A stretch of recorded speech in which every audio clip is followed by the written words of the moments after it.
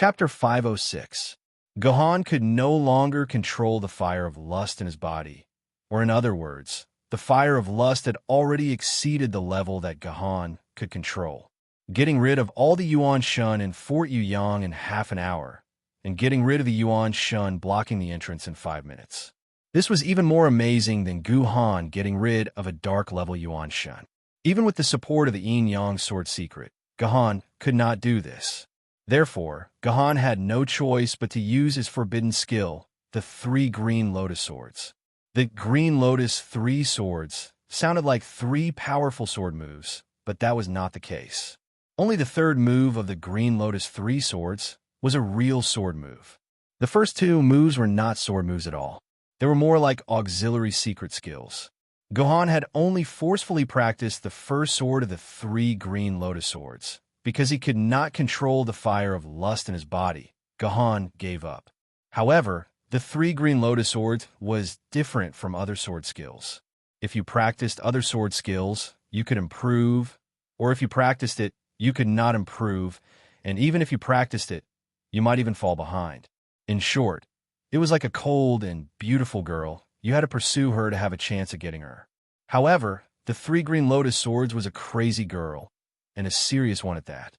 Even if Gohan did not practice it, it would automatically circulate in Gohan's body, unless Gohan used his consciousness to forcibly stop the circulation of the sword essence in his body. Normally, Gohan would purposely separate a bit of his consciousness to control the 3 Green Lotus sword circulation. However, there would always be times when Gohan could not divert his attention to control it, and at those times, the 3 Green Lotus Swords would silently circulate. Until he entered the Yuyang Fort, he had almost mastered the first sword of the 3 Green Lotus Swords. However, Liu Lei's order had left Gohan with no other choice but to proactively practice the Green Lotus 3 Swords. As a result, in just 1 minute, Gohan had mastered the first sword of the Green Lotus 3 Swords. The first move of the Green Lotus 3 strikes was called Green Lotus White Root Body. It sounded like a very elegant name, but its effect was also very cool. It could increase Gohan's perception and body control by 100 times. What did that mean? Under the state of Green Lotus White Root Body, Gohan could sense everything within a few kilometers, from a Yuan Ko running past to 2 dung beetles mating. These things could not be hidden from Gohan. This was only for the outside, but for the inside, Gohan could even feel the activity of every cell in his body. And with his control increased by 100 times, his body could make nano-level movements. What was a nano-level movement? For example, Gohan could make the sword in his hand move by an nanometer, and he could even make a single strand of his hair bend freely. Although there was no increase in absolute power, under the condition of the Green Lotus White Root Body, the use of power had reached a level where not a drop of water leaked out, and not a single drop was wasted. Moreover, every single one of Gohan's sword attacks could hit Yuan Ko's weakest and most critical spots. Any Yuan Ko would have their own weak spots. Even if it was a Yuan Ko with a defense of 10,000, if his weak spot was hit by about 100 points of damage, he would die immediately without any room for resistance. At this time, Gohan's attack was like this. Even if it was a dragon-level Yuan Ko, Gohan could directly kill it with 1 sword attack. If Yuan Ko attacked together, Gohan could even directly pierce through these Yuan Ko's absolute weak spots with 1 sword attack. It seemed that Gohan only stabbed once, but in fact in this sword attack, Gohan had already made dozens of micro-adjustments. Gohan seemed to have obtained a super buff with a 100% sure kill effect in games. Below the dragon level, no Yuan Ko could be a match for Gohan's sword attack. Below the dragon level, no Yuan Ko's weak spot could withstand a full blow from Gohan. It was a different story for those above the dragon level. Their realms were much higher than Gohan's. Therefore, when Gohan slaughtered Yuan Ko with 1 sword attack, or even a few at a time, these ferocious Yuan Ko were scared out of their wits. They frantically fled towards the fortress gate, which led to the scene of Gue-E blocking the gate. These Yuan Ko were all scared out of their wits by Gohan. The Green Lotus White Root was strong, but the side effect was too strong. Although it had such a poetic name, The side effect was irresistible burning of desire. When Gohan used the last of his willpower to lock himself in the house, he completely lost control of his body. What happened after that? Boss Gohan, we've checked. There are no longer any Yuan-ko in the fortress. All the Yuan-ko have been chased out.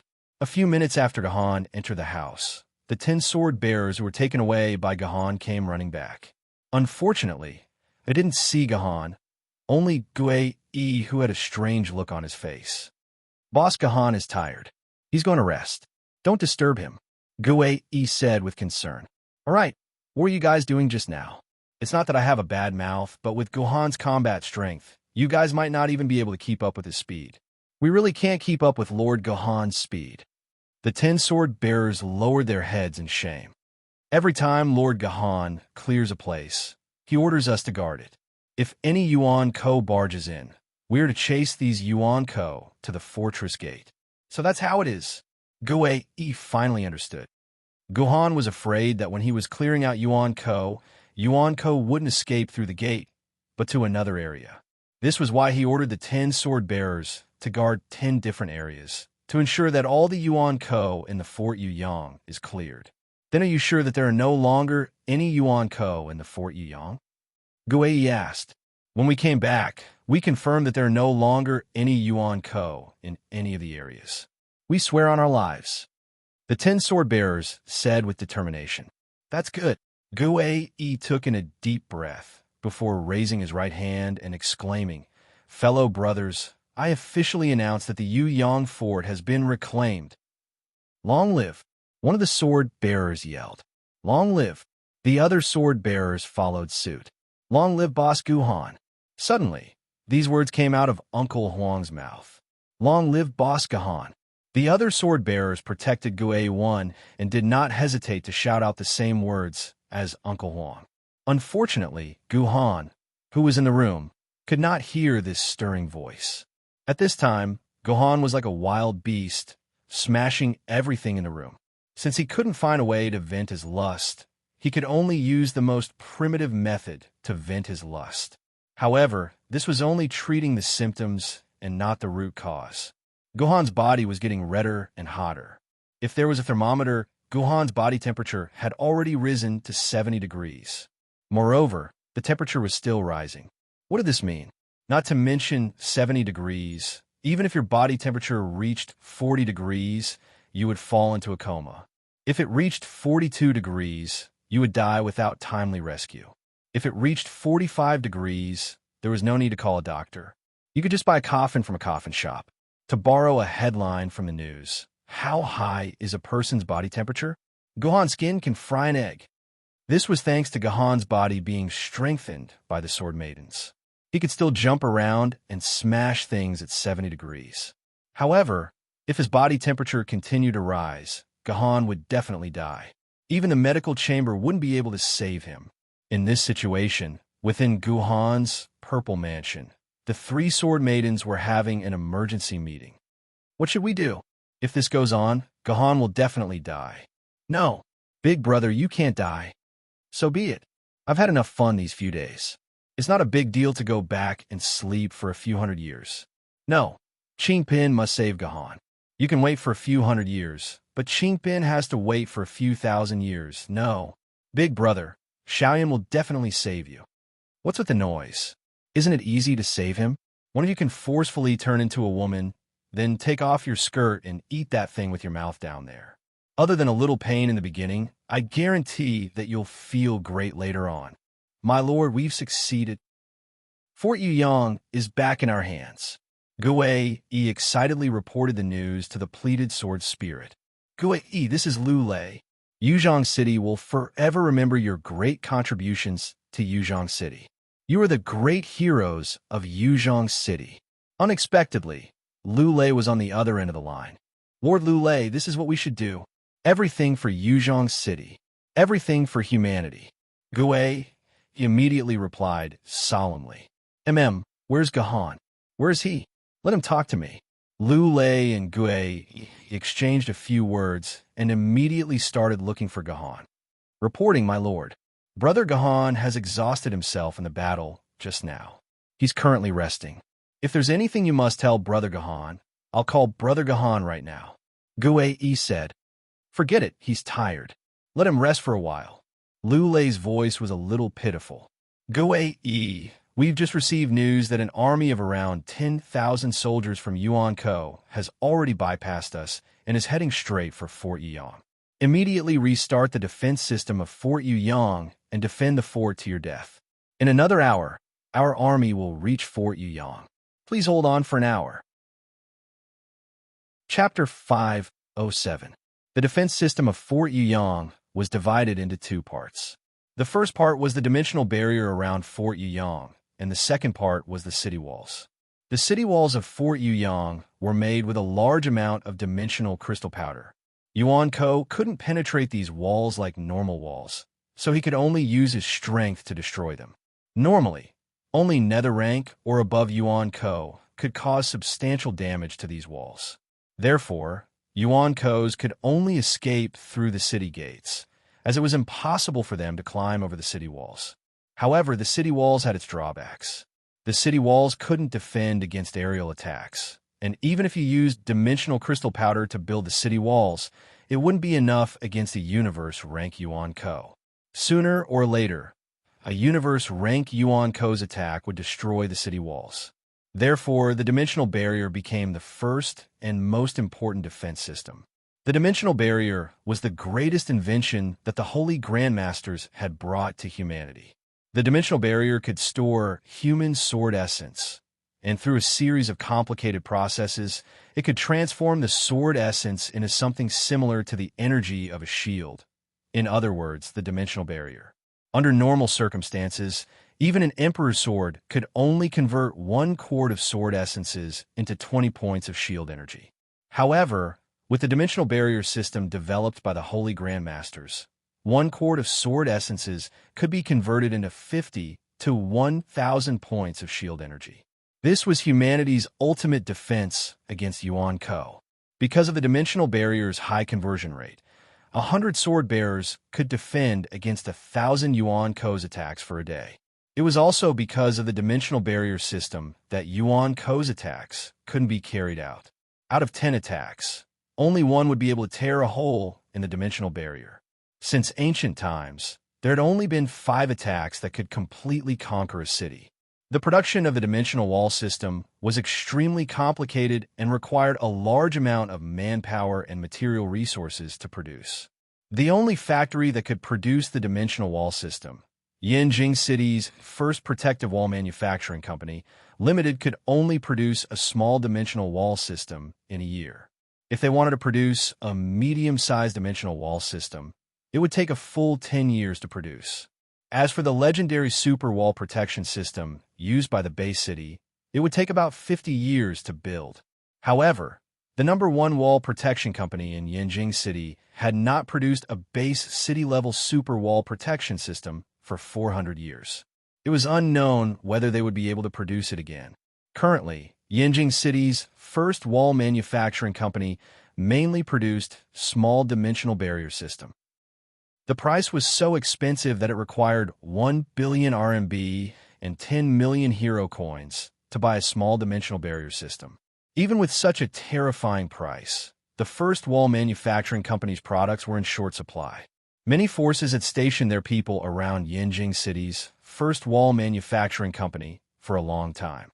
They would spend 365 days a year building a good relationship with the company's leadership in order to get their hands on the dimensional barrier system produced the following year. Yuyang Fortress used such a small-scale dimensional wall system. It was an antique created 300 years ago. The conversion rate between sword essence and shield energy was about 1/60, and the maximum amount of sword essence stored was only 1,000,000 quarks, which was equivalent to 60 million shield energy at most. It was considered a very trashy small-scale dimensional wall system. However, even such a trashy system had taken the ancestors of Yuzhong City around 10 years to create it from the hands of the first wall manufacturing company. If it wasn't for the fact that the people of Yuzhong City had successfully competed with the Sword Emperor and ascended to the throne, the first wall manufacturing company probably wouldn't have agreed to sell it to Yuzhong City. The correct way to use the dimensional barrier system was for the sword bearers to stand on the wall and use the sword essence collection system installed on the wall to transfer the sword essence in their bodies to the dimensional barrier system. Then, their sword ladies would fight outside the dimensional barrier system. Once the sword lady's shield was broken, they would immediately retreat into the dimensional barrier system and wait for the shield to recover. This was the correct way to use the dimensional barrier system. However, they never would have thought that 4 universe-level Yuan Li would lead tens of thousands of Yuan Li to launch a surprise attack on the Yuyang fort. The sword bearers didn't even have the time to stand on the wall and inject their sword essence into the wall before the 60 million energy shield was broken. The Yuyang fort lost the protection of the wall, and the sword bearers could only rely on the wall to defend. In the end, the wall quickly collapsed, and the Yuyang fort fell just like that. The dimensional barrier system, which was the most important part of Yuyang City's defense, didn't even have the chance to display its advantages before it was destroyed. Guei felt very unhappy when he thought of this. As a veteran who had been stationed at Yuyang Fortress for many years, Guei was very clear about the internal situation of Yuyang Fortress. The dimensional barrier system of Yuyang Fortress was stored 50 meters underground, and it was protected by 50 meters of 50% dimensional crystal stone alloy. Unless a Flood Realm Yuanko came personally or spent half a year attacking continuously, they wouldn't be able to touch the dimensional barrier system. Loki didn't seem to be interested in destroying the dimensional barrier system. When Guei and his men arrived at the core of the dimensional barrier system in the command center, the entire dimensional barrier system was still working perfectly. Even the collection system outside was not damaged. Awesome.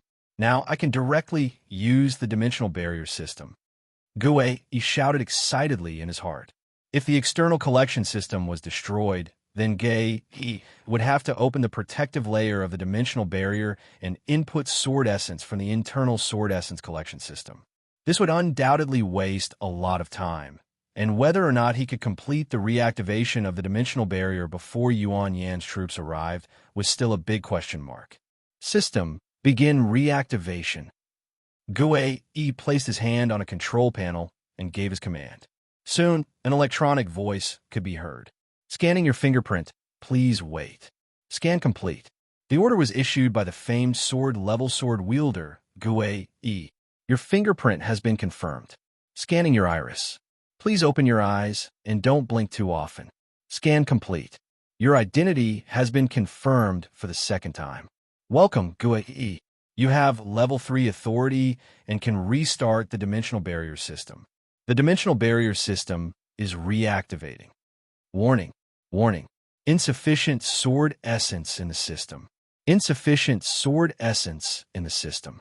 Storage is less than 10,000 quarks. The system cannot be reactivated.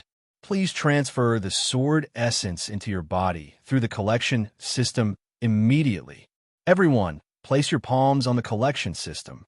We must let our enemies know that Yuyang Fortress will not fall into our hands a second time. My body, Gohan slowly stood up from the ground. However, Gohan's clothes were no longer on his body. They were neatly stacked in a corner of the room. Gohan's body was completely naked. His little brother was also swaying back and forth, looking like it had run out of bullets. What's going on? Could it be that I've already? Gohan grabbed his little brother and rubbed it. There was no reaction at all. It didn't seem like he was burning with lust before. Gohan then looked at the Zhun-Chi of the 3 strikes of the Green Lotus in his body.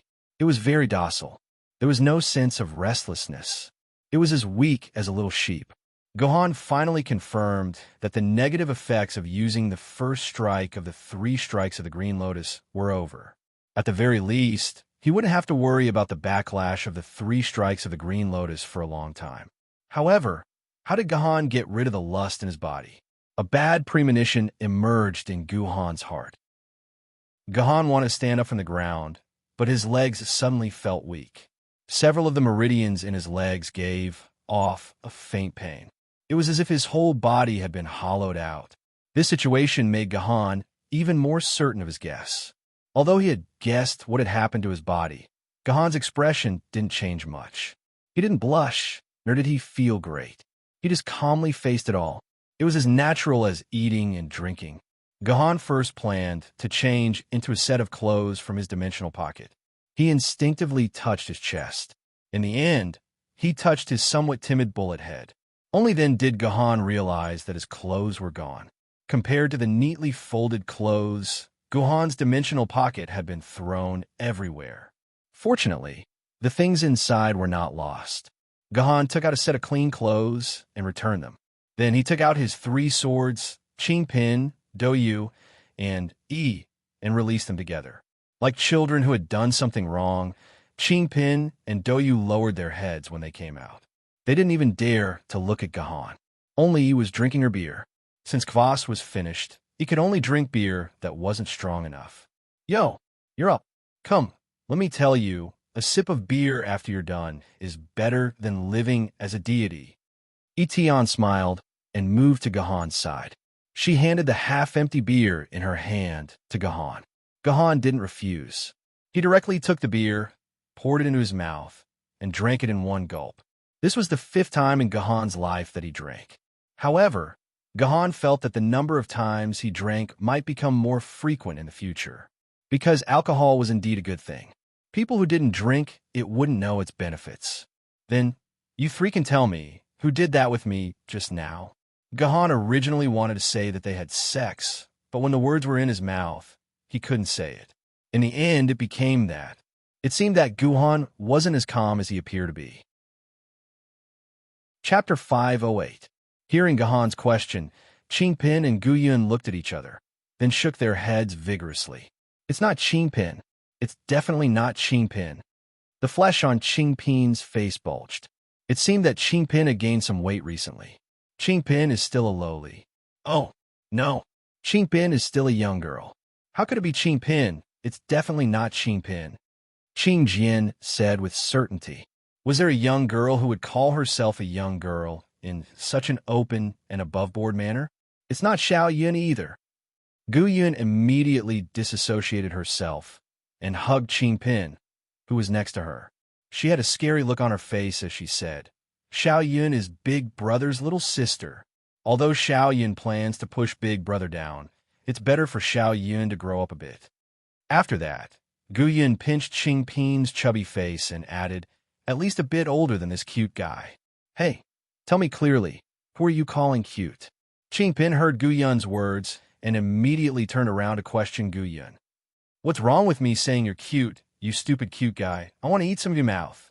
All right, the 2 cute guys started fighting as they talked, trying to bite off each other's mouth. This scene was really cute. More importantly, looking at Qingpin and Guyun's twisted bodies, Gahan felt that they shouldn't have done that to him. He heard that after doing that, walking would hurt so much that they would have to walk separately. Moreover, the 2 of them were so petite. If it was really the 2 of them, they probably wouldn't even dare to move, let alone fight. In that case, the only one who was suspicious was Etian. In the end, Etian rolled her eyes at Gahan and laughed. Up to you. If you think that I took one of your HP, then I'll take it as I did. Hee. You didn't lose out either. This heroine also took your blood. Blood from 3 lifetimes. I won't let you down. Well, seeing Etian's reaction, Gahan felt that Etian was a bit impossible. Moreover, with Etian's personality, she was definitely not the kind of sword maiden who was willing to trade her body for the safety of the sword wielder. Etian was different from other sword maidens. Other sword maidens were afraid of falling into a deep sleep and hoped to be active in the world. But Etian was the opposite. She should be a sword maiden who always wanted to sleep. From the looks of it, none of the 3 sword ladies seemed to be suspicious. Gahan did not plan to pursue the matter any further, or perhaps he did not want to pursue the matter any further. If he really knew who the sword lady was, then Gahan would not know how to deal with his relationship with her. Gahan had never planned to become a sword companion with his sword lady. Forget it. The 3 of you listen to me. I, Gahan, have never been an irresponsible man. If you are willing, I will become sword companions with her and accompany her for the rest of my life. I will never let her down. Gahan finally said these words and left such a promise, then took the initiative to end the interrogation about his first night partner. TCH, Who wants to marry you? Etian rolled her eyes and no longer paid attention to Gahan. Qing Pin and Gu Yun looked at each other for a while, their eyes revealing some unfathomable emotions. Just like that, this matter that was of utmost importance to Gu Han's life had temporarily come to an end. For a period of time, Gu Han had been thinking about this problem for many sleepless nights. In his opinion, these three-sword maidens didn't seem to be possible. He vaguely felt that there might be a fourth person among them. But as for who this fourth person was, Gohan really didn't have a clue. Later on, Gohan also looked for the survivors of the Yu Yang fort's counterattack and asked if they had seen someone enter his house. In the end, these sword-bearers gave Gohan a very definite negative answer. Because Gohan's house was near the city gate, almost everyone on the city wall could clearly see every movement in Gohan's house. Whether someone had entered Gohan's house or not couldn't be hidden from their eyes. However, there was a sword-bearer who gave Gohan such an interesting Qing Pin. When he passed by Gohan's house, he heard the sound of running water. Why would a room without a drop of water be able to hear the sound of running water? It wasn't until everything was clear that Gohan knew the truth. Then, he could only helplessly accept this unexpected fact. Brother Yuan Ko is here. Yuan Ko is here. A ray of light flew back to the sword-bearer standing on the city wall. The sword-bearer ran in front of Gue Yi and shouted. His sword maiden was a sword maiden of the path of slaughter. She was hiding on a high ground 3 kilometers away and was responsible for scouting the situation from afar. Since his sword maiden had returned, it meant that Yuan Ko's vanguard army had already appeared in his sword maiden's field of vision. What's the situation with Yuan Ko's army? Gue Yi hurriedly asked. Brother, I can't tell the exact number, but there are definitely more than 5,000 Yuan Kos. There are also a few hundred blazing phoenixes in the sky, and they even have aerial troops. The sword-bearer in charge of scouting reported. What about their levels? Did you get a good look at the levels of these Yuan Kos? I got a good look at some of them. Most of these Yuan Kos are Tiger and Ghost Yuan Kos, but there are quite a few Soul and Flood Dragon Yuan Kos mixed in. There are also a few Dragon Yuan Kos. As for Nether Yuan Kos, I didn't see a single one. That's good. We can still hold our ground. Gue let out a sigh of relief. This was exactly the strength of Yuan Kos that he had expected to hold Fort Yuyang. With their full power, the Fort Yuyang's barrier had accumulated more than 100,000 quarks worth of sword essence. With more than 6 million quarks worth of energy, it should be able to hold off these Yuan Ko's attacks for 20 minutes. After 20 minutes, the main force from Yuzhong City would arrive, and they would be completely safe. With this thought in mind, Gue Yi welcomed the dense group of Yuan Ko's vanguard. Just as the swordsman had reported, these Yuan Kos were mainly Tiger and Ghost Yuan Kos. All of you sword maidens, come into the dimensional barrier. Listen to my command and focus fire at any time. With Gue Yi's command, more than 40 sword maidens appeared in the middle of the dimensional barrier. With the dimensional barrier's protection, even if the sword maidens were only a meter away from the Yuan Ko, these Yuan Kos would not be able to hurt them. These huge numbers of Yuan Kos did not stop. They began to rush like a raging flood, crashing into the dimensional barrier of Fort Yuyang. The dimensional barrier did not have any color. Humans and sword maidens could not even sense its existence. However, in Yuan Ko's perception, the dimensional barrier was like a solid invisible wall that could not be crossed. Oh, swoosh, swoosh. Cluck, cluck, cluck. The roars of various magical beasts gathered together. They raised their claws and began to madly attack the dimensional barrier. Some of the Yuan Kos that knew magic began to prepare their own innate magic to attack the dimensional barrier. On top of the city wall, Gue nervously looked at the display in front of him. This was the display that displayed the remaining energy of the dimensional barrier. The original number of 6890400 began to rapidly decrease. In less than a minute, this number had dropped from 9 million energy to 5 million. In an instant, 400,000 energy had disappeared. If this kind of attack were to land on Gue Yi's team, it would be enough to wipe them a few hundred times over. 400,000 per minute, for million in 10 minutes, 8 million in 20 minutes. I have 7 million. If I add the sword essence that I can replenish in 20 minutes, I can definitely make it through. Gui quickly calculated. Previously, the 100,000 corks of sword essences were the result of all the sword wielders emptying their bodies of sword essences and injecting them into the dimensional barrier system. Now, all the sword wielders' bodies were empty of sword essences. If they were not in combat, the sword maidens could recover about half of their sword essence in 20 minutes. However, their sword maidens were on standby, ready to charge into battle at any time. Once they were in combat, the sword maidens' sword essence recovery would immediately stop. All sword maidens, don't move. Wait for our orders. Everyone, focus on recovering your sword essence. Gui loudly ordered. Just like that, a few minutes passed. Just like normalization's calculation, the shield lost about 450,000 energy per minute. In addition to the sword essence that the sword wielder would need to recover, it seemed like the shield could last for another 20 minutes. Of course, things did not go as smoothly as they thought. Suddenly, a few dozen 3-story tall ogres with 2 heads and huge clubs appeared in front of Yuan Ko. They slammed their clubs heavily against the dimensional barrier. With just a single attack, the dimensional barrier's energy was reduced by 10,000 at a visible rate. These are the ogre chieftains, the dragon-class Yuan Ko. Damn it! Why did they appear at this time? Gui was anxious. The ogre chieftain wasn't scary in daily battles. Although they had 2 heads, they weren't of the same mind. In addition, their bodies weren't nimble enough, and they didn't have any long-range attacks. The only thing they could do was to use their clubs to attack. Although the clubs in their hands did indeed have great offensive power, surpassing even the limits of a dragon-level elemental soul, and faintly having the offensive power of a nether-level elemental soul, even a novice famed sword-wielder sword lady could easily grind these ogre chieftains to death.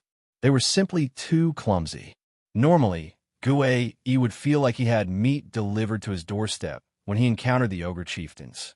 However, now that the ogre chieftains had appeared at the edge of the dimensional barrier, it was terrible.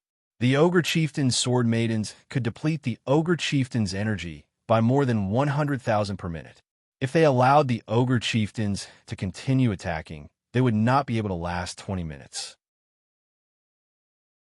Chapter 509.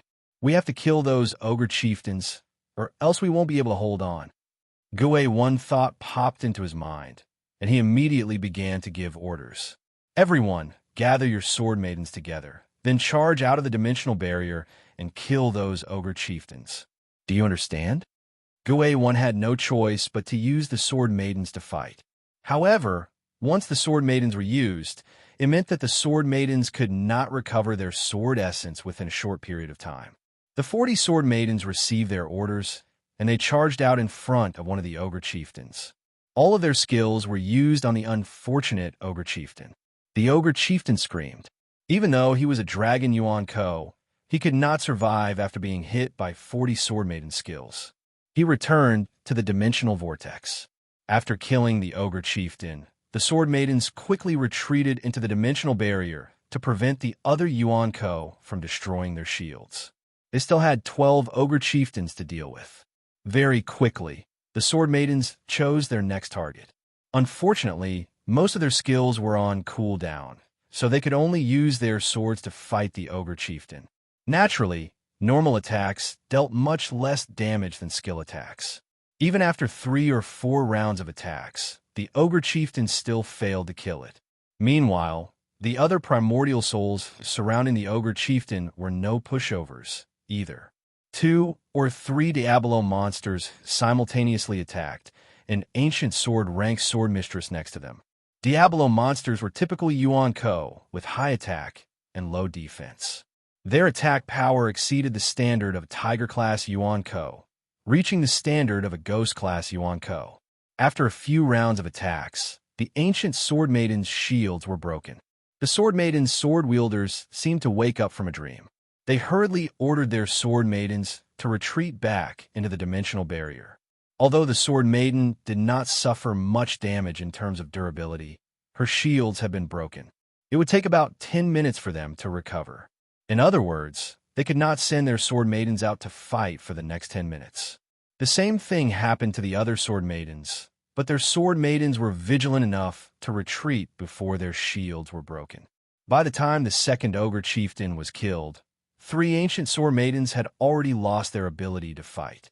They needed to recover the energy of their personal shields before they could continue fighting, and the sword elemental energy in their bodies could no longer be supplied to the dimensional barrier, so they had to be used to repair the sword maidens' personal shields. Fortunately, they had only lost 3 ancient sword maidens. By the time they killed the 7th ogre chieftain, 20 of the sword maidens had already lost their shields. Without their shields, going out to kill the ogre chieftain would be suicidal. But similarly, if they ordered the remaining 20 sword maidens to attack, they would also be suicidal. The attacks of 20 sword maidens could not guarantee that they could kill the ogre chieftain in a short period of time. If they could not kill it in a short period of time, they would be killed by the massive Yuan Ko. For a moment, Gue Yi was at a loss. He had no idea how he should continue to defend this place. At the end of the day, there were too few sword bearers. Under normal circumstances, Fort Yuyang, which had a few hundred sword bearers, would have been incredibly easy to defend. He would not be as confused as he was right now, not knowing what to do. However, Gue Yi soon stopped worrying about the ogre chieftain, because something even more troublesome had happened. In the distance, a few large beasts had appeared in the Yuan Ko horde. They were as tall as a 3-story building, and they looked like giant rhinoceroses. A few beastmen sat on their backs, and they had placed 2 large drums in front of them. These beastmen were using bone mallets in their hands to beat the drums madly. When the Yuan Ko heard the drumming, their eyes turned bloodshot, and their attacks on the dimensional barrier became even more powerful. These were Kodo behemoths, a rare support type of Western demons. Their own combat strength was not high, but they had an amazing ability. The roar that came from their backs could increase the attack power of the Yuan Ho by about 20%. In a large-scale battle, this kind of power was practically a godlike ability. The most obvious change was that the energy of the dimensional barrier was decreasing at a rate that left Gue Yi in despair. Heavens! The energy is dropping by more than 700,000 per minute. Gue Yi stared in horror at the change in the dimensional barrier's energy value. The appearance of these large demonic beasts had actually caused the entire demonic beast horde's attack power to rise. The dimensional barrier's energy had already fallen to less than 2 million, and it had only been less than 8 minutes since the demonic beasts had started attacking. With 2 million left, they wanted to hold on for 12 minutes? No matter how he thought about it, it was impossible. Looks like I have to prepare for the gate battle. Gue Yi thought to himself. The dimensional barrier's destruction was inevitable. He had already begun to plan for the next gate battle. Just like how they defended against the wave of Yuan Ko that Guhan had chased away, as long as they could defend the gate and prevent the Yuan Ko from attacking, then he still had a chance. But what about those things in the sky? Gue Yi raised his head and looked at the hundreds of blazing phoenixes that were spewing fire at the dimensional barrier. They were all flying units, so once the dimensional barrier was destroyed, they would be able to directly appear inside Fort Yuyang. Once they attacked from both sides, Gue Yi could almost imagine himself being burnt to a crisp. It would be great if Guhan was here. With him here, we might be able to kill those damned Kodo beasts. Gue Yi instinctively thought of Guhan. When Guhan fought against the underworld Yuan Ko and the Yuan Ko of Fort Yuyang, that terrifying battle prowess had been carved into Gue Yi's heart. In his heart, Guhan was already someone who could not be defeated. But Guhan is currently resting. If I call him over now, will he... Forget it. I can't care so much. Holding on to Fort Yuyang is the most important thing. Gue Yi was just about to send someone to call Guhan over, but when he turned around, Guhan had already appeared behind him. Brother Guhan, that's great. That's great. Seeing Guhan appear, Gue Yi was so excited that he couldn't even speak properly. All he could say was, "That's great, that's great." This made Gue Yi extremely happy. What's so great about that? Guhan smiled bitterly. What's the situation now? Can we hold on? It's terrible. Gue smiled bitterly at Gohan as well. The dimensional barrier has been reactivated, but there's only 1,800,000 energy left. It can probably only hold on for another 3 minutes. But we're still 8 minutes short of the time we promised Sword Immortal Cloud Sky. I'm already preparing for the gate battle. Only 1,800,000 energy left. Gohan looked down at the monitor, then placed his palm on the Sword Essence Harvester. A few seconds later, the number on the monitor jumped from 1,800,000 energy to 2,400,000 energy. Just now, Gohan had directly injected 10,000 quarks of Sword Essence into the dimensional barrier. Brother Gohan, you're already a famed sword-tier swordsman? Gue was shocked when he saw this. It's just that I have enough Sword Essence. Don't forget, I just killed a Nether Yuan Ko and obtained quite a lot of Sword Essence from its dimensional vortex. It's just enough for me to break through the limit between a treasure sword and a famed sword-tier swordsman, Gohan said calmly. In fact, the Nether Yuan Ko had not given Gohan a lot of Sword Essence. It was only about 1,000 quarks. Gue forced a smile when he saw the additional 600,000 energy points. Unfortunately, this can only help us hold on for another minute at most. The real problem is those Kodos. Gohan looked at the Kodos in the Yuan Ko group that were drumming crazily. If we kill them, I think the 2,400,000 energy points should be able to hold on for another minute or two. That makes sense, but these Kodos are protected by the Yuan Ko army in the middle. Our sword maidens will probably be devoured by those Yuan Ko before they can even reach them. From Gui's tone, one could tell that in his eyes, this was yet another impossible mission. Leave it to me. I happen to have a belly full of anger that I can't vent. Gohan laughed. Are you kidding me? You just transferred 10,000 quarks of Sword Essence. Before Gue could finish, Gohan leaped down from the city wall and jumped into the endless Yuan Ko army. Be careful, Brother Gohan. What else could Gue do? He could only pray weakly on the city wall.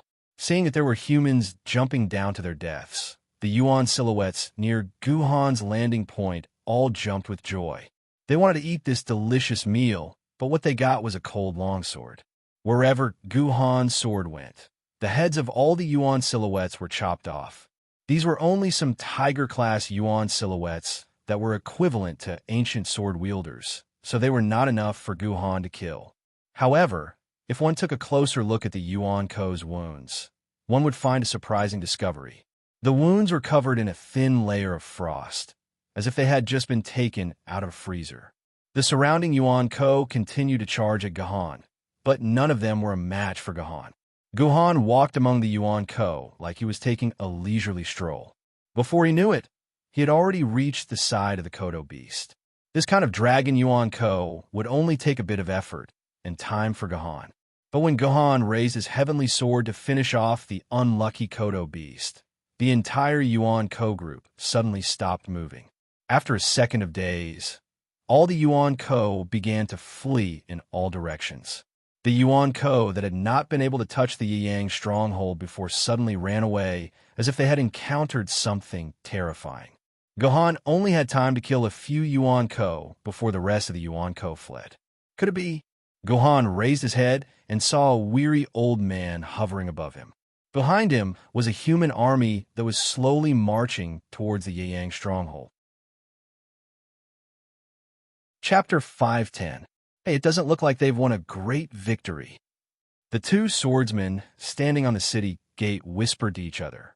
At first, they thought that Yuzhong City's army had arrived at Fort Yuyang because the humans had won a great victory in Yuzhong City and were preparing to liberate Fort Yuyang. If that was really the case, then the human army should have been excited and in high spirits. But now, the army in front of them was crestfallen and disheveled, as if they had lost a battle. Oh my God, I have a bad feeling. What happened to Yuzhong City? Gohan, Gue, you did well. If you hadn't taken over Fort Yuyang first, I'm afraid we wouldn't even have a place to stay. Liu Lei sat on a chair in the command center. His whole body was limp, as if he had just run for tens of thousands of meters. Master, you must be joking. Even without us, as long as Yuzhong City's army arrived, Fort Yuyang would have been taken in an instant. Gahan didn't dare take credit. No, if the 10,000 Yuan Ko soldiers had all entered Fort Yuyang, it would have taken at least half an hour for us to break into Fort Yuyang. By then, when the Yuan Ko army behind us pressed forward, we would have become stuffed buns. I'm afraid the remaining 3,000 of our people would have all died outside Fort Yuyang. Lu Lei patted Guhan's shoulder as he spoke. Good disciple, without you, our Yuzhong city might really have perished. City of death is exterminated. When Guhan and Gue Yi heard these 3 words, their bodies started to tremble. The destruction of a dead city? What did that mean? Was Yuzhong city already destroyed? Master, what happened? Guhan raised his head and stared into Lu Lei's eyes. Master, what happened to Yuzhong city? How is it? Lu Lei tightly grasped the armrest of his chair. The veins on the back of his hands were all bulging, as if his body had accumulated a huge amount of anger. Lu Lei was like a balloon that was filled with air, but in the next second, this balloon burst. Lu Lei's anger seemed to have dissipated in an instant, and he became a useless old man again. Maybe he's still struggling at death's door. Maybe he's already gone. I can't do anything. Lu Lei's face became even older.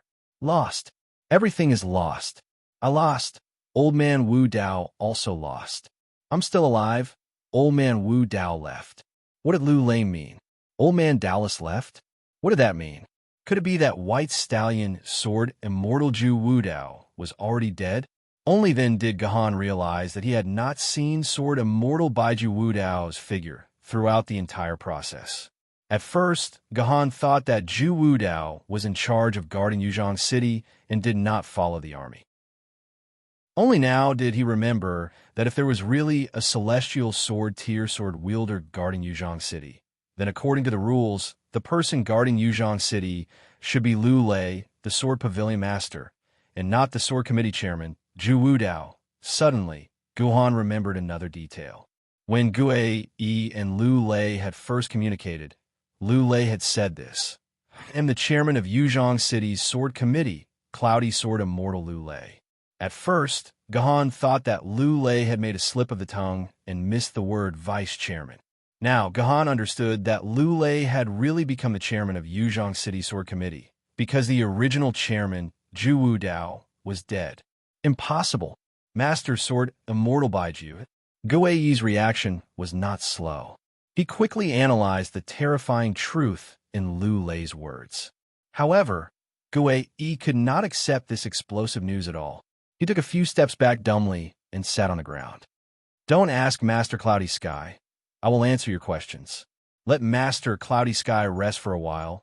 He has almost used up all the sword essence in his body. The pleated sword spirit walked in from the door. He had gone to arrange the arrangements for the army in Fort Yuyang, so he was a little late and came to answer A Ting. Following that, as the pleated sword spirit narrated, the whole picture of the incident was slowly outlined. This morning, Yuzhong City had organized half of the swordsmen to launch the biggest counterattack since Yuan Ko's invasion. More than 5,000 swordsmen, under the unified leadership of 12 spirit sword level swordsmen and 2 immortal sword level swordsmen, launched a surprise attack on Yuan Ko's army in Maiden Mountain Range. Humans were the race that liked to prepare for a rainy day. Perhaps Ju Wu Dao had already predicted that Yuzhong City would need to take the initiative to attack outside the city sooner or later. So after the quantum teleportation array was developed, a temporary base was built somewhere underground outside the city. There was nothing else in the base except for a huge quantum teleportation array. 5,000 swordsmen used the teleportation array to silently leave Yuzhong City and directly teleport to the foot of Maiden Mountain Range, launching a surprise attack on Maiden Mountain Range. At the beginning, everything went very smoothly. Under the leadership of their respective leaders, the 3 armies successfully killed all 6 giant platinum earthworms. Then, according to the plan, the 3 armies attacked Loki's temporary palace and snatched the creator's divinity from Loki's hands. However, the humans did not know that all of this was Loki's plot. When the 3 armies gathered, Loki walked out of his palace. Moreover, Loki seemed to be in a rather sorry state. There were many wounds on his body, and more than half of his gorgeous armor was damaged. It seemed like he had just experienced a great battle. Realizing that Loki was injured, the human camp was very happy. They felt that this was a heaven-sent opportunity. However, something that made the humans despair happened. Loki sneered and opened his palm. In his hand, there was not only the creator's divinity, but also a dazzling golden dimensional crystal that looked like the purest glass. Anyone who had an understanding of dimensional crystals knew that there was only one type of pure gold dimensional crystal, and that was the most powerful Emperor-type dimensional crystal.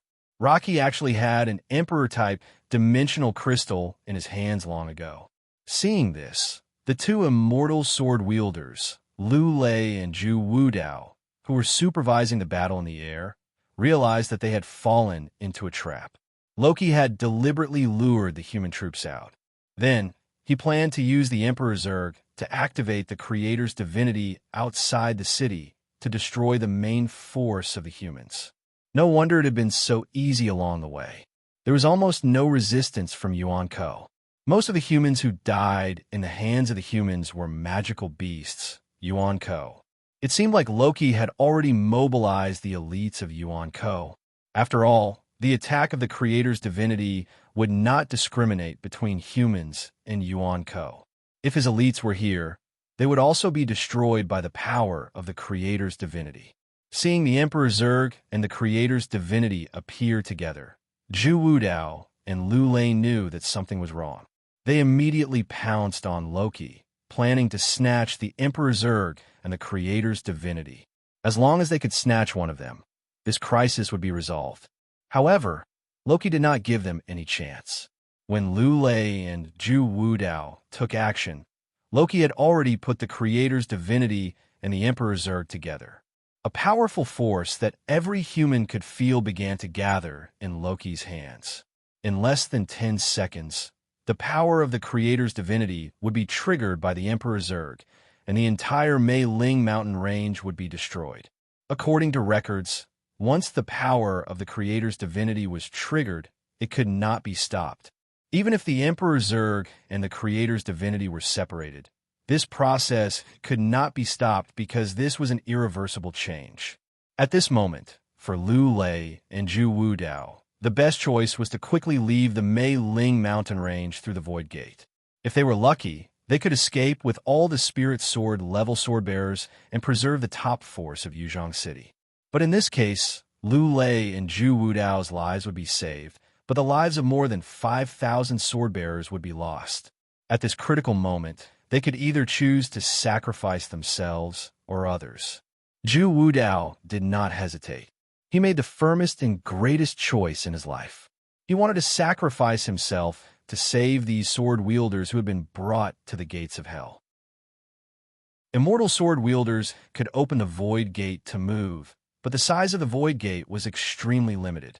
Without causing any side effects, they could at most open a Void Gate that could accommodate about 20 people.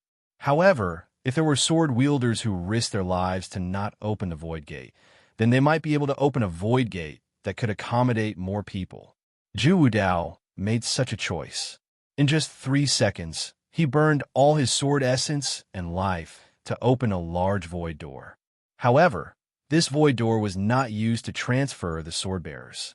Even if Zhu Wudao burned all his life, he would not be able to open a void door that could hold 5,000 people. Zhu Wudao's Void Gate was prepared for Rocky. With his Void Gate, he rushed directly towards Rocky, who was moving slowly due to activating the power of the creation godhood. He hugged Rocky and rushed into his Void Gate, allowing the power of the creation godhood to explode in the world inside the Void Gate instead of acting on the Mei Ling mountain range. He had probably already expected that he would not be able to return from this trip.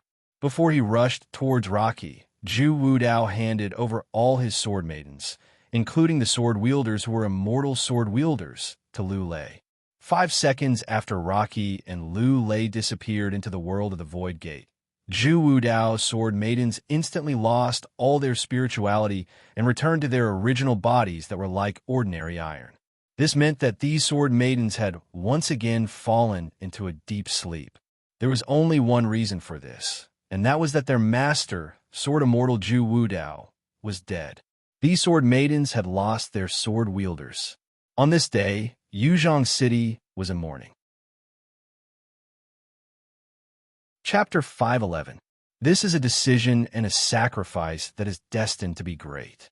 You will become a great man in Yuzhong City's history, and I will just be a passerby in Yuzhong City. You are really smart, Zhu Wudao. You took away my chance to go down in history. I hate you so much. I wish I was the one who opened the Void Gate. This was what Lu Lei said at Zhu Wudao's memorial service in the future. It was also something that moved countless people to tears. Gu Han believed that although it only took his master and Zhu Wudao 1 or 2 seconds to decide who would be the sacrifice, they had used countless ways to convince each other to be the sacrifice. Although the two old men always bickered and talked trash to each other, they must have been the best of friends in their lives. They had supported each other to get to where they were today, but now they had to be separated forever. Gu Han believed that his master and Zhu Wudao had only used 1 or 2 seconds to decide who would be the sacrifice. After Sword Immortal Baiju left, Yuzhong City only had Lu Lei as an immortal sword wielder. Coupled with the upcoming difficult sword era, Yuzhong City would probably enter its most bleak time. Of course, these were all in the future. The most important thing now was what was the situation in Yuzhong City? Why did a large group of people appear in Yang Fortress, which was 200 kilometers away from Yuzhong City? The pleated sword spirit continued to explain. Although Zhu Wudao used his life to open the Void Gate and brought Loki and the power of the creation divinity into the world of the Void Gate. But this couldn't control Loki for a long time. As the controller of the creation divinity, Loki shouldn't be attacked by the creation divinity. Otherwise, he wouldn't have the guts to activate the creation divinity himself. Loki was also a universe-level Yuan Ko, and he also had the ability to travel through the Void Gate. Although Zhu Wudao would definitely go as deep as possible after bringing Loki into the Void Gate, so that Loki wouldn't be able to find the correct exit coordinates of the Merlin Mountain Range for a while, this could only buy him a little more time. Maybe it would only take 10 minutes for Loki to return to this world. Therefore, after Zhu Wudao's death, Lu Lei forcibly controlled his emotions and began to command the 3 troops to retreat to the quantum teleportation array that they had used to come to Yuzhong City, attempting to return to Yuzhong City through the quantum teleportation array. Because Loki had withdrawn the elites of Yuan Ko in advance, they did not encounter much hindrance when they returned to the vicinity of the quantum transmission array. But when they arrived at the transmission array, something terrifying happened. The quantum teleportation array had actually been activated. An endless stream of Yuan Ko was being transported into Yuzhong City through the quantum teleportation array. This discovery almost caused Lu Lei to collapse on the spot. When the quantum teleportation array was developed by humans, they had considered the loophole of Yuan Ko using the quantum teleportation array to launch a surprise attack on humans. Therefore, humans had made sufficient preparations for the quantum teleportation array. First, the quantum teleportation array was equipped with Yuan Ko detection equipment. Once Yuan Ko was detected, the core equipment of the quantum teleportation array would automatically lock down. Without a 126-digit password, it was absolutely impossible to restart the quantum teleportation array. Second, the quantum teleportation array was guarded by sword bearers all year round. Once they discovered that Yuan Ko was approaching and they could not deal with it themselves, they would leave through the quantum teleportation array and lock it down at the same time. Third, the quantum teleportation array was equipped with a manually controlled self-destruct device. If the guarding sword-bearers discovered that there were a large number of Yuan Ko, then, after careful consideration, they would directly activate the self-destruct device while retreating. Just like when the pleated sword spirit retreated from Yang Fortress, he had directly activated the self-destruct device. Fourth, there were also sword-bearers at the other end of the quantum teleportation array who were responsible for the same task. Once the defensive measures on the other end were completely ineffective, they would immediately shut down the quantum teleportation array the moment they saw Yuan Ko teleporting in or directly destroy the quantum teleportation array. All in all, humans had set up almost perfect safeguards. In the 10 years since the quantum teleportation array had been in use, there had never been a case of Yuan co-teleporting to the other side through the quantum teleportation array. But now, the security of the quantum teleportation array had been breached. A large number of Yuan Co had actually teleported directly into Yuzhong City through the quantum teleportation array. This was a devastating discovery. Yuzhong City's dimensional barrier had completely lost its effect, and the ordinary humans in Yuzhong City would inevitably suffer extremely heavy losses. This was something that Yuzhong City had never imagined. One could imagine that Yuzhong City was now in an abyss of suffering. When Lu Lei saw this scene, he almost died of anger. He immediately ordered his troops to clear out Yuan Co at the entrance and reoccupy the quantum teleportation array. However, the location of the quantum teleportation array had gathered almost all of Yuan Co's troops. It was easier said than done to clear out Yuan Co near the quantum teleportation array. After fighting for about 10 minutes, not only did humans not get close to the quantum teleportation array, but they also suffered heavy casualties. After hundreds of sword-bearers died, Lu Lei could only make a prompt decision. He used his personal terminal to control the quantum teleportation array to self-destruct. After seeing the quantum teleportation array destroyed, Lu Lei's heart ached. He regretted not having made this decision earlier. Based on the speed of teleporting 100 people per minute, there would be 1,000 Yuan Co entering Yuzhong City through the teleportation array in 10 minutes. How many ordinary humans would these 1,000 Yuan Co kill? This was a painful thing to think about. Because of Lu Lei's decision, at least tens of thousands of people would not have to die. Destroying the quantum teleportation array made it impossible for Yuan Co to enter Yuzhong City. But at the same time, the sword-bearers' troops couldn't quickly return to Yuzhong City through the teleportation array either. At this time, the sword-bearers' retreat route was almost surrounded by Yuan Co. Therefore, Lu Lei made a prompt decision and ordered his troops to retreat, trying to return to Yuzhong City on foot. However, at this moment, the direction to Yuzhong City was the place with the most Yuan Dawn, and Lu Lei could feel that there was a universe-level Yuan Dawn that was staring at him from the shadows. The two of them had locked onto each other's auras, and if one of them made the first move, the other would definitely retaliate. Therefore, Lu Lei didn't dare to open a path for the human. Even if Lu Lei opened a path, he didn't have a large area of effect attack. Facing hundreds of thousands of Yuan Dawn, Lu Lei wouldn't be able to open a path. Therefore, the troops could only retreat to the area where Yuan Co was the weakest. Yuan Co chased after them, tightly guarding the path to Yuzhong City, making it impossible for the human army to return to Yuzhong City. Gradually, the troops began to advance towards Fort Yuyang. Lu Lei knew that Yuan Co was trying to work together with the Yuan Co of Fort Yuyang to completely surround the humans and annihilate Lu Lei's troops. Lu Lei even noticed that 10,000 Yuan silhouettes, which are the fastest among the Yuan silhouettes, didn't care about Lu Lei at all as they charged towards the Yuyang fort. It was very obvious that they wanted to increase the strength of the Yuyang fort. They wanted to ensure that the Yuyang fort would have enough strength to protect their path of retreat.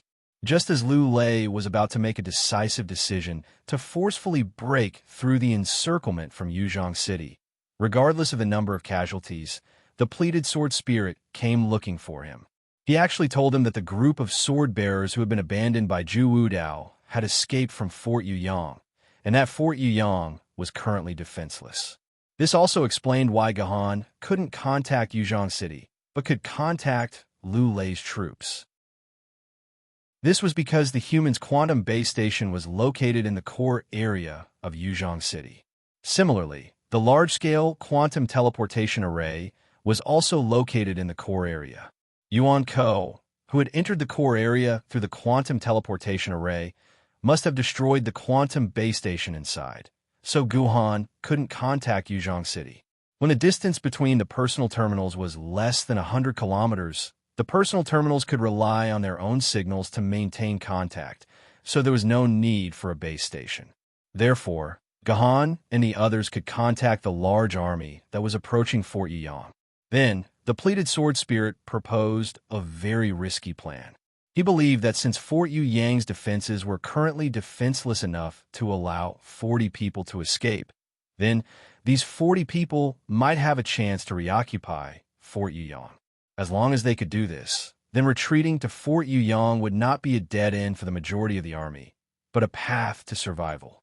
With the protection of Fort Yuyang's dimensional barrier, they would be able to resist the siege of Yuankou, and they could even take the opportunity to recover their morale. Then, they could decide whether to return to Yuzhong City to provide support or retreat to Yanjing City, and use the power of Yanjing City to liberate Yuzhong City. What if they can't reoccupy Fort Yuyang? Liu Lei couldn't help but ask himself this question.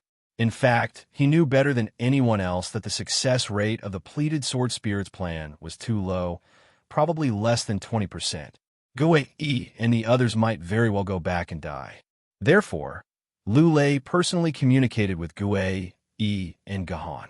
When he found out that Gahan was also there, Zhu Wudao felt that the 20% chance had become 30%. That was why he sternly asked Gahan if he had the confidence to return to Fort Yuyang. If Gahan had said no, he would have asked Gahan to return to the main army and then think of a way to break out of the encirclement. However, since Gahan had said yes, Liu Lei decided to trust Gahan and let them do as they pleased. When he found out that Fort Yuyang had really been reclaimed by Gahan, Liu Lei was extremely excited. For Yuzhong City, it could be said that they had come back from the brink of death. They had forcefully shown a ray of light into the dark future. In his excitement, Liu Lei immediately ordered the sword-bearers to speed up. That was how they managed to reach Fort Yuyang 5 minutes earlier, scaring away the 10,000 Yuankou vanguards. This was the entire story of Yuzhong City's operation. It could be said that it was an absolute defeat. If it weren't for Gahan leading Gue Yi and the others, who had unexpectedly reclaimed Fort Yuyang and withstood the enemy's counterattack, the human sword-bearers would very likely have been completely surrounded and killed in the area around Fort Yuyang. The only organized sword-bearers in Yuzhong City would also have been wiped out. Yuzhong City would really have been wiped out. It was undeniable that up until now, if anyone had contributed to this operation, the person with the most credit would undoubtedly be Zhu Wudao. The second place would be the team of 40 led by Gahan. It was them who had given the over 3,000 sword-bearers hope of survival. Chapter 512. When the pleated sword spirit finished narrating the whole story without any emotion, Gahan's expression was very ugly. It was as if he had just been fished out of a pickle jar. Yuzhong City had suffered such a heavy blow. This was definitely not something that Gahan wanted to see. Moreover, Yuzhong City had already been invaded by Yuankou. Judging from the time, it had already been more than 3 hours. Only God knew what kind of hell Yuzhong City was in now. Master, Gahan requests to fight. Thinking of this, Gahan felt that he absolutely could not stay here any longer. He had to go to Yuzhong City. That was Gahan's home. Gahan had to stay with Yuzhong City. What do you want to fight? Liu Lei opened his eyes and looked at Gahan. If you tell me that you want to go to Yuzhong City, then shut your mouth. I will not allow you to die. Why? Gahan cried out, Master, why don't you let me go to Yuzhong City? Is it wrong for me to want to protect Yuzhong City with all my heart? Master, are you not going to help Yuzhong City after the repairs are done? Yes, you are right. I have decided that after the repairs are done, everyone will directly retreat to Yanjing City. We will not go back to Yuzhong City. It was obvious how painful Liu Lei's decision was, but he still gritted his teeth and said his decision. Gahan, we are the last hope of Yuzhong City. Yuzhong City can no longer be saved. With Loki's creation divinity, we have no chance of winning. Moreover, Loki should have only been delayed by tyrannical for a few minutes. If he had pursued us with all his strength, we would have already died under the attack of the creation divinity. But Loki did not appear. I suspect that he has already taken the creation divinity to Yuzhong City and can't wait to destroy Yuzhong City. Now, Yuzhong City is most likely. Liu Lei could not continue, but the meaning of his words was clear. Liu Lei believed that Yuzhong City might have already been destroyed by the attack of the creation divinity. "No, master, I don't think so," Gahan retorted loudly. Since Loki already had the Imperial Zergs, why didn't he attack Yuzhong City directly? Why did he have to lure us out first? With the Emperor's Seed here, Loki can directly destroy our dimensional barrier without resorting to such tricks. Therefore, I suspect that there must be some kind of restriction on Loki using the creation divine spark. That's why he tried to hit our sword wielder and destroy him in one go. Loki didn't go after Unat because he went directly to Yuzhong City, but because his creation divine spark is in a state of cooldown. He can't use it even if he wants to. This is our chance. If we can return to Yuzhong City and gather all the forces in Yuzhong City, we will definitely have a chance to turn the tide. Gohan advised sincerely, "Master, opportunities and hope are not given by the heavens. They are fought for by us humans. If humans didn't fight, they would have been wiped out 1,000 years ago. If they didn't fight, how could there be the current situation? Master, even if we die, we have to die in Yuzhong City. Master, I beg you, let's kill our way back to Yuzhong City." Hearing Gohan's analysis, Liu Lei was silent. He had to admit that what Gohan said made sense. There might be a chance of survival if they kill their way back, but it was only a chance of survival. It was more likely that they would have to sacrifice the last 3,000 fire seeds in Yuzhong City. If Liu Lei was only responsible for himself, then he would definitely kill his way back. Just like Gohan said, even if he died, he wanted to die in Yuzhong City. But now, Liu Lei was shouldering the lives of 3,000 sword-bearers. His decision was no longer up to him. No, you can't. In the end, Liu Lei still made such a decision. After resting for 2 hours, everyone will immediately retreat to Yinjing City. I have already sent a request for help to His Majesty Haoyin. His Majesty Haoyin has personally come to meet us. In 2 hours, we will be able to meet with His Majesty Haoyin. His Majesty Hao Tian will come. Hearing this news, Gohan was shocked. He immediately said, "Master, this is our chance to counterattack. With His Majesty Hao Tian here, even if Loki has the Godhead of creation, there is nothing to be afraid of. With His Majesty Hao Tian's help, we can definitely take back Yuzhong City. Why should we escape? If His Majesty Hao Tian could make a move, he would have done so long ago." Liu Lei sighed. "Do you think that Zeus and Jehovah, who are behind Loki, are not paying attention to this battle? They have already sent a message to His Majesty Hao Tian. If His Majesty Hao Tian dares to make a move, the two of them will put aside their old grudges and attack His Majesty Hao Tian together. So His Majesty Hao Tian can only meet us and retreat. He can't directly deal with Loki. Everything depends on the strength of Yuzhong City. Do you understand?" "I understand." Gohan nodded and said weakly, "Although Zeus and Jehovah were allies, there were also opponents who were most wary of each other. Under normal circumstances, they could not even fight each other, let alone work together. Only under such circumstances would they force themselves to join forces and threaten Hao Tianjiendi. If you understand, then go. Don't worry, Yuzhong City will be rebuilt sooner or later.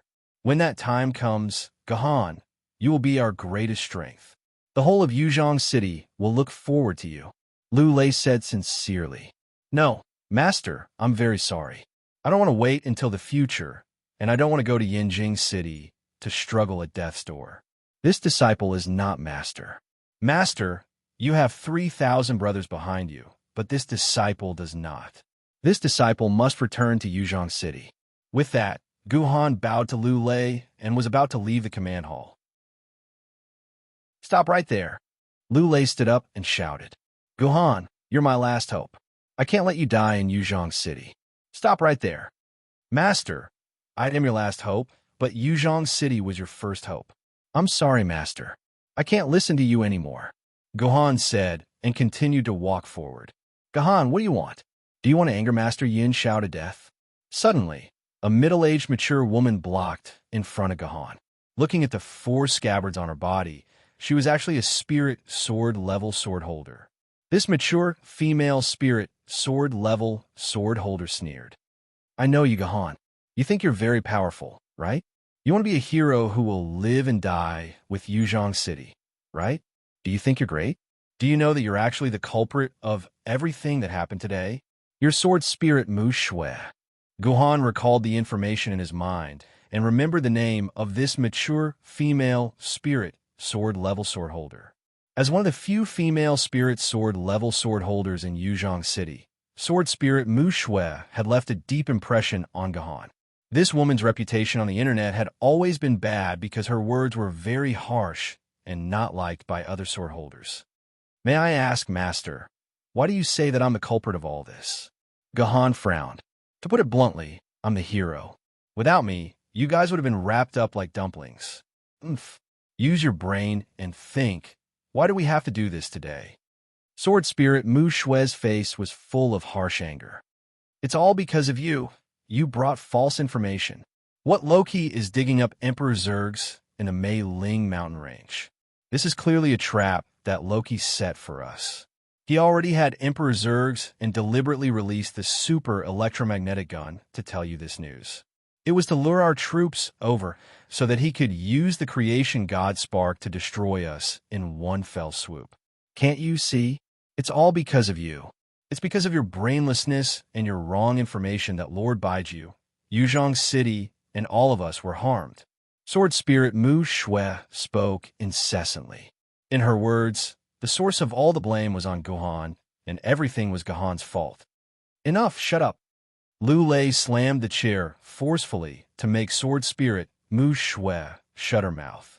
However, at this moment, Guhan lowered his head and did not say a word. It was as if sword spirit Mu Shui's words had hit a sore spot in his heart. In a sense, Guhan was indeed responsible for what had happened today. It was also because of his information that today's tragedy had occurred. Guhan, don't listen to Mu Shui's words. She was just agitated for a moment and spoke without thinking. The responsibility for this matter does not lie with you. Lu Lei let out a long sigh and went to Guhan's side to console him. Guhan looked cold and emotionless, but Guhan was a good child.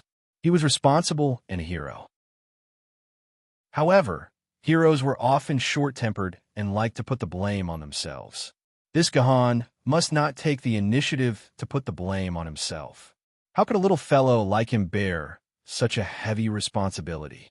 If he really felt that these disasters were caused by his mistake, he would definitely collapse from the moral condemnation. This was not a scene that Lu Lei wanted to see. Sword spirit Mu Shui. After Lu Lei consoled him a few words, Guhan raised his head and faced this woman. I will never shirk my responsibility if it's me, Guhan. If it's not me, Guhan, then no one else can push the blame on me. If I didn't report this information, would you have known about the creation divinity? If I didn't report this information, then wouldn't everyone be waiting for death in Yuzhong City?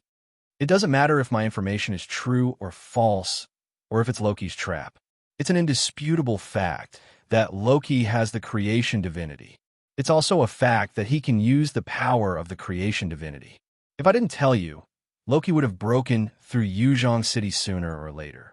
Don't even think about making me, Guhan, take the blame for this. Guhan forcefully pushed Mu Shui's sword spirit away, then walked out step by step. He didn't even turn his head back. He just left like that. This brat, he's rebelling. My lord, I'll go catch him, Mu Shui said, and was about to grab Guhan back. Let him be, Lu Lei called out to the Mu Shui sword spirit, leaving behind a sentence that made one reminisce. Young people should have a bit of passion, unlike us old people who only consider benefits. If he really is the darling of the times, the future Jindy, then this matter won't take his life. Instead, it will make him stronger. Every Jinni goes through this. If he survives, he becomes an emperor. If he dies, he's still a real man. Let him go. In fact, Lu Lei only dared to think about it. He didn't dare to have even a 1% chance of success. What if Guhan really saves Yuzhong City? Chapter 513. Guhan, are you really going back to Yuzhong City? Gue rushed out of the command hall. When he saw Guhan, Guhan was already standing on top of the Fort Yiyang's walls. Below the walls, outside the dimensional barrier, We're close to 100,000 yuan ko.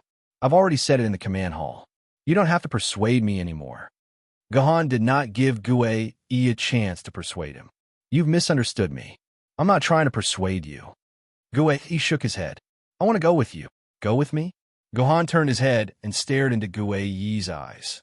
I'm also a sword bearer of Yuzhong City. My parents and siblings are all in Yuzhong City. If they're gone, I don't want to live anymore, so I have to return to Yuzhong City. Just like you said, even if I die, I want to die in Yuzhong City. To think that Gue Yi would say something like this. I understand what you mean. Gahan patted Gue Yi's shoulder. But I can't bring you there. Stay here at Fort Yiyang and help your master. By the way, you can tell me your family's address and appearance. If I happen to pass by your house or see your family, I'll save them. Why don't you bring me along? Gue Yi panicked. I don't need you to help me save them. I want to save my family myself. What a joke. Look at how many yuan ko there are here. Guhan held the Gue Yi scroll and looked down for the city walls. Over 100,000 yuan silhouettes had surrounded the entire Fort Yuyang. There wasn't a single gap to be seen. In the past, Guhan didn't really understand why the generals on TV liked to describe how tight their encirclement was by saying that even an ant couldn't climb out. Now, Guhan understood. Indeed, this was the only way to describe the current situation of Fort Yiyang. Gahan brought Gue Yi to look around, then sneered. Let me ask you, what's the difference between me bringing you out of here and helping you save your family? Furthermore, I personally believe that bringing you out of here is much more difficult than rescuing someone. If you have the ability, then rush out yourself. I won't stop you. If you don't have the ability, then don't bother me here. I don't want to bring a burden like you along. Gue Yi was completely beaten black and blue by Gahan's words, and he didn't feel good at all, because Gahan was right. It would be much more difficult to get him out of here than to save people in Yuzhong City. If he forced himself to follow Gahan, he would only be a burden to Gahan. But Gahan, can you not be so direct? Can't you be a little more tactful? Won't you consider my feelings? Gue Yi grumbled in his heart. Fine, I won't be a burden to you. But you have to tell me, how do you plan to get out of here? I'm afraid that only Master Liu Lei can break an opening in this formation. Gue Yi asked Gahan in confusion. Right now, there are not a few thousand yuan ko surrounding Fort Yiyang, but about 100,000 yuan ko. Even if 10 of Gahan were thrown into this formation, they would turn into a pile of bones in no time. He really did not understand how Guhan was going to break out. Walking out is a little more difficult, so I want to fly out. Guhan took out the maglev motorcycle Union Ling gave him from his dimensional pocket, then took out the 2 large pieces of alloy he stole from the top of a building in Fort Yiyang. He didn't know if everyone had forgotten, but Guhan had once assembled a flying motorcycle on the top of a building. That's right, in just a few days, this flying motorcycle had appeared once again. This was the first time Gue Yi had seen someone in this world with the imagination to build a maglev flying motorcycle. He had to admit that he was impressed by Gahan. In terms of intelligence, he would never be able to surpass Gahan in this lifetime. However, compared to the last time with the flying motorcycle, the situation now was a little different. First, the last time was on the top of a relatively wide building. The flying motorcycle could accelerate and glide from a distance of 100 meters. However, on the city wall, the width was only a short 5 meters, so there was no room for a run-up. Second, the last time the roof was a few hundred meters high, so after gliding, they could fly at least 5 kilometers horizontally. However, the current height of the city wall was less than 60 meters, so it would be difficult for them to fly 600 meters. Moreover, the main force of Yuan Ko's army had already extended to a distance of 2 kilometers from Fort Yiyang. Third, there were no flying units among the zombies last time, so there was nothing Gahan could do against the airborne zombies. But now it was different. There were hundreds of blazing phoenixes circling above Gahan's head, and in the distant sky, there were even wyverns. With these aerial units, Gahan's journey in the air would not be as smooth as before. Of course, in the face of these difficulties, Guhan had his own solutions. The problem of the lack of width was the best solution. After all, the flying motorcycle could fly about 3 meters above the ground, which was enough to ignore the battlements of the city wall. The motorcycle only needed to run a lap around the entire city wall to reach its maximum speed. Gahan waved to Gue, then drove the hover bike around the city wall once, then looked in the direction of Yuzhong City and jumped off the city wall, leaving a beautiful curve in the sky. Unfortunately, the Yuan Ko's immediately noticed this curve. The Yuan Ko's on the ground began to make a ruckus, constantly pouncing upwards, trying to catch Gahan in the air. Of course, these Yuan Ko's would not be able to catch Gahan before Gahan landed. Gahan's biggest threat was the blazing phoenixes circling in the sky. A group of blazing phoenixes closest to Gahan began to dive down. Their sharp beaks slightly opened, and a red flame began to gather within. Blazing phoenixes. From the name alone, one could tell that they were fire-attributed magical beasts. Fire-type magic was their forte. The temperature of each fireball in their beaks could reach more than 5,000 degrees, and ordinary water could not extinguish these flames. If these fireballs were shot near Gahan, putting aside the question of whether Gahan could withstand the flames, the maglev motorcycle alone would not be able to withstand them. So, Gahan could not let these flames get close to him. Gahan steered the maglev motorcycle with one hand and drew his heavenly sword with the other. Without even turning his head, he released 3 beams of sword energy behind him. These beams of sword energy accurately bombarded the blazing phoenixes, and fiery red feathers flew all over the mountain. Of course, it was impossible for 3 beams of sword energy to kill the dragon-class Yuan Ko's blazing phoenixes. However, Gahan's target was not their bodies, but their wings. The blazing phoenix's wings had more or less chunks of flesh shaved off. The immense pain and loss of balance had caused the blazing phoenixes to lose the ability to fly, and they fell from the sky like plucked pheasants. The fireballs in their beaks had just finished accumulating, and they all hit Yuan Ko's head.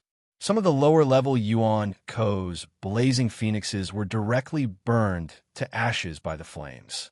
After getting rid of the blazing phoenixes, the biggest threat was the large group of wyverns in front of Gahan. These wyverns were also dragon-class Yuan Ko's, but unlike the long-range attacks of the blazing phoenixes, they were aerial gladiators who specialized in close-range combat.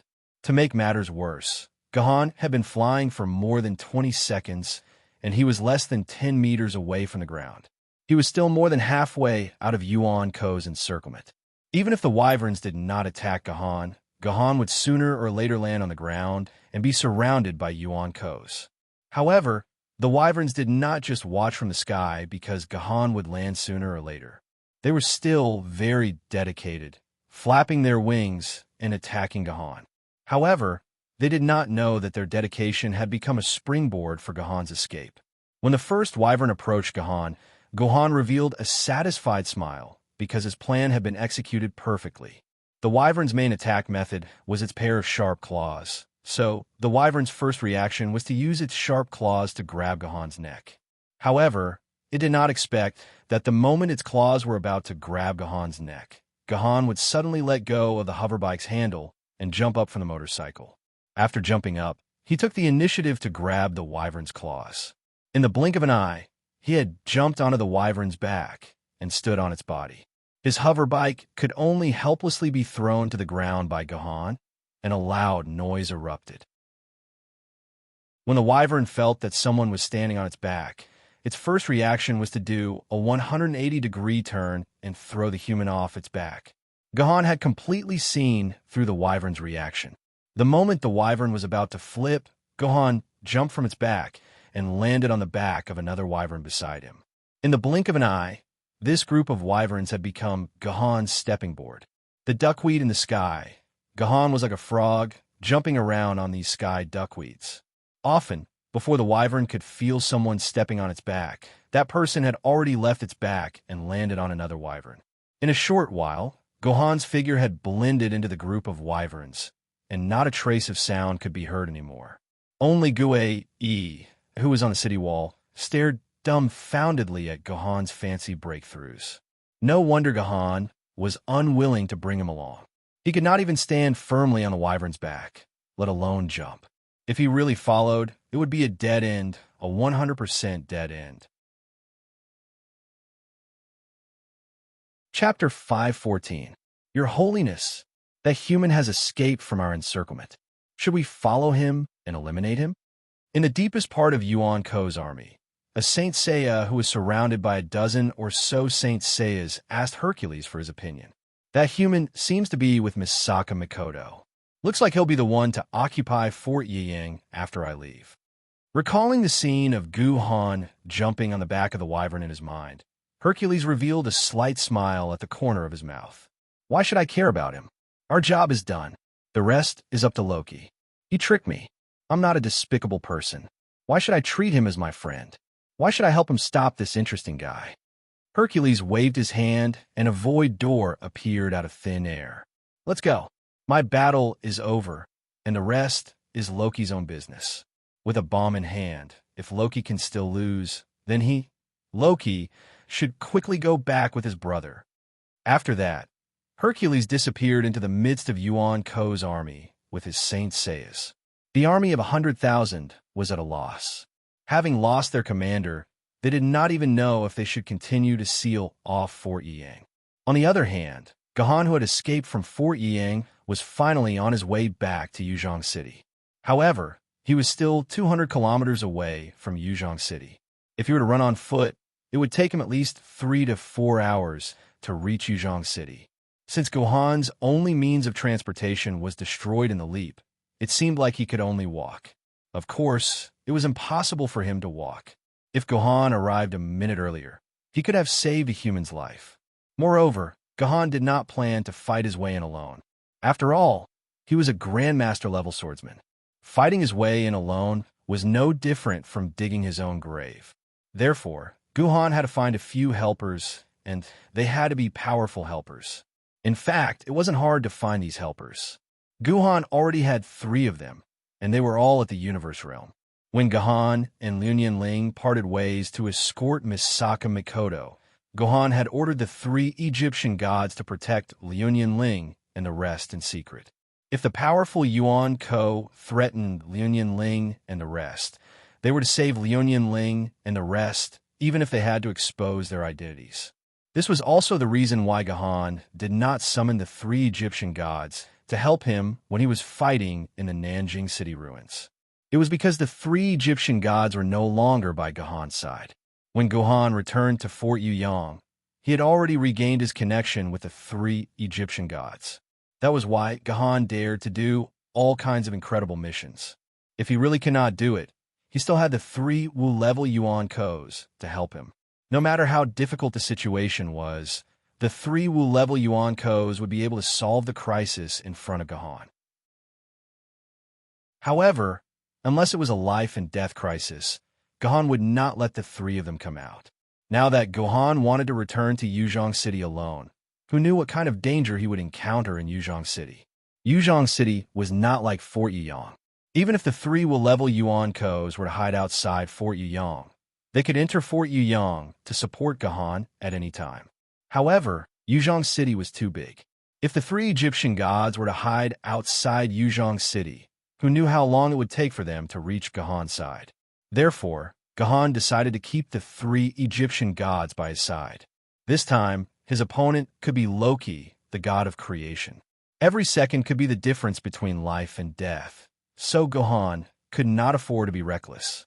Grandmaster, the 3rd Poor has discovered a void fluctuation approaching us.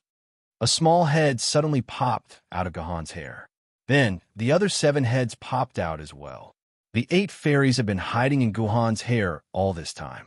Ever since they entered Fort Yuyang, these 8 fairies have been hiding in Gohan's hair. No matter how intense Gohan's battle was, they never came out of his hair. It was as if they were wearing safety belts on their bodies. It was very magical. These 8 fairies seemed to have a divine ability to hide in hair. As long as it was hair, even if it was very short hair, these 8 fairies could hide in it without anyone noticing. Even Lu Lei, a sword wielder at the Celestial Sword tier, didn't notice the 8 fairies hidden in Gohan's hair. Actually, compared to hiding in his hair, Gahan preferred that they could be hidden in his scabbard like the sword mistress or in his dimensional pocket. However, these 8 fairies had a great natural resistance to dimensional space. No matter what, they were unwilling to enter the dimensional space. Helpless, Gahan could only let them stay in his hair. As long as they were not in any danger and did not affect his battle, he would let them stay in his hair. Now that they were out of Fort Yuyang, Gahan had returned to his solitary state. These 8 fairies could finally poke their heads out to play. Wait, since these 8 fairies have been staying in his hair all this time, didn't that mean there were also eyewitnesses? Eyewitnesses who had seen him do it. Gahan suddenly thought of this. He was about to ask the 8 fairies if they had seen anything inappropriate when the void beside Gahan opened up. A woman and 2 men walked out of the void gate. The woman was a gorgeous young lady wearing a red leather jacket. Her appearance was above average, but her figure was extremely alluring. Her body was voluptuous. Under the leather jacket, her curves were perfectly outlined. Her pair of épées were especially eye-catching, as if they were about to burst out of the leather jacket. As for the 2 men, one was fat and one was thin, one was black and one was fair. They were 2 complete extremes. The white one was elegant and perfect. Every move he made had the temperament of a noble young master. His appearance was so handsome that even the heavens would be jealous of him. The flawless lava was like the perfect Prince Charming in the hearts of countless women. As for the black one, he was the other extreme. The best adjectives to describe him were the words, I'm an idiot written all over his sharp face. Without a doubt, these 3 were the 3 Egyptian gods under Gahan. After Gahan unlocked the seal in their divinity and restored their universe-level strength, they could appear in this world in their divine form. They no longer had to maintain their original appearance. Wow, 8 fairies, long time no see. When did you guys come? Unexpectedly, after seeing the 8 fairies, Isis took the initiative to greet them as if they were old friends who hadn't seen each other for many years. In addition to Isis, Anubis and Batet also looked familiar. Obviously, they all knew the 8 fairies. This was very interesting. The 8 fairies came to Gahan when the 3 Egyptian gods left Gahan. Before that, they had no interaction with the 3 Egyptian gods. How did they know the 8 fairies? And they looked so familiar. However, the 8 fairies didn't know the 3 Egyptian gods at all. She grabbed a few strands of hair on Gahan's head and looked at the 3 Egyptian gods with vigilance and fear. Then, she suddenly stuck out her tongue at them. The 8 little guys dove back into Gahan's hair. Have you seen them in the past? Gahan wasn't stupid. He vaguely guessed why the 3 Egyptian gods knew the 8 fairies. Could it be that when he traveled to the past and the future, he brought the 8 fairies with him? This wasn't strange. If the 8 fairies had been living in his hair, he would have brought them with him wherever he went. He couldn't get rid of them, even if he wanted to. I can't say. Master Gahan, it's better for you to explore these things yourself.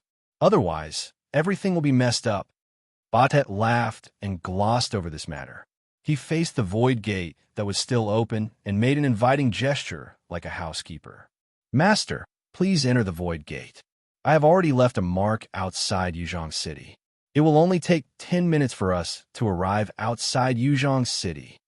The Void Gate was a power that only immortal sword wielders and universe-level Yuan Ko and above could control.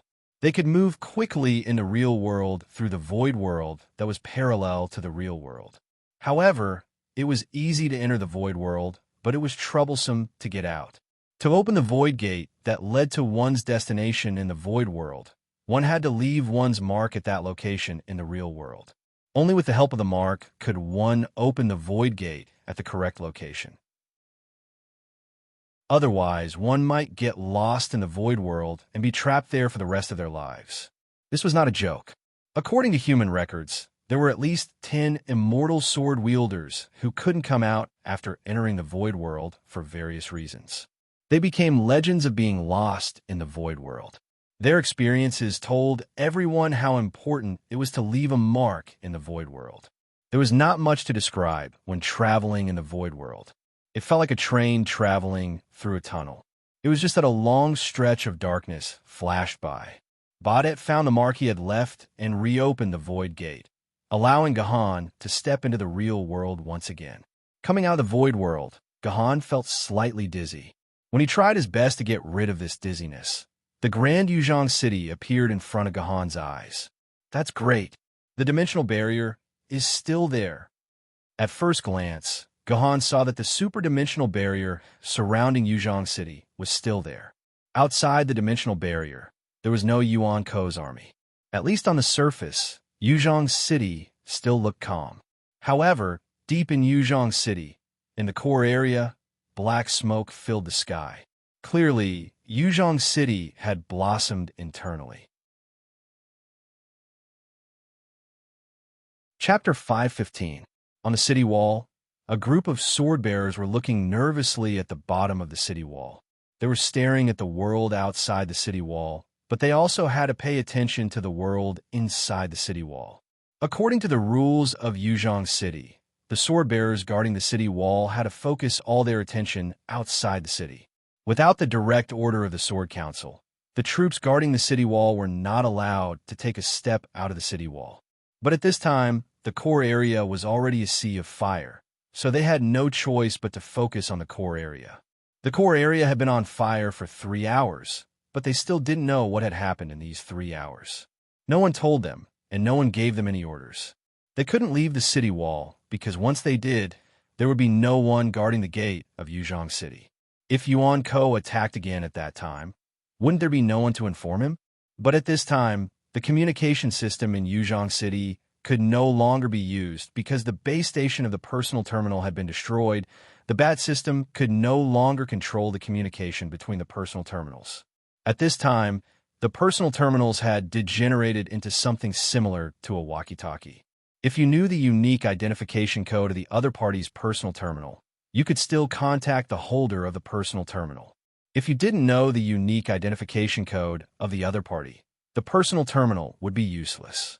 In short, more than 1,000 sword-bearers responsible for guarding the city wall had lost contact with the core area. Their original boss was trapped in the core area and hadn't appeared. They couldn't even find someone who could command them now. These guards were at a loss. They wanted to rush back to the core area, but because of their resignation, the whole of Yuzhong city had fallen. Just as they were in a dilemma, they saw a person appear at the city gate. Release the lift. I have an order from Sword Immortal Cloudy Sky. Release the lift and bring me up. Guhan shouted from below the city wall. The sword-bearers on the city wall looked at each other, joy welling up in their hearts. Great! Sword Immortal Cloudy Sky finally had an order. Yuzhong city was finally not without a leader. An elevator slowly descended from the city wall. Under the siege of Yuan Ko, the city gates were not allowed to be opened. If people outside the city wanted to enter, they could only do so through the elevator on the city wall. The sword-wielding guards didn't suspect that Gahan was Yuan Ko because Gahan walked in directly from outside the dimensional barrier. The dimensional barrier didn't stop Gahan at all, which meant that Gahan was indeed human and not Yuan Ko. This was because it was impossible for Yuan Ko to pass through the dimensional barrier. Even if Yuan Ko hid in the void or sneaked through a dimensional space, he would still be blocked by the dimensional barrier. Since ancient times, there had never been a case of Yuan Ko successfully sneaking through the dimensional barrier. After Gahan entered the city wall through the lift, the nearby sword-bearers all surrounded him and asked him questions. Brother, you came from outside the city. Is there news from our army? I understand. Brother, you must be the vanguard, right?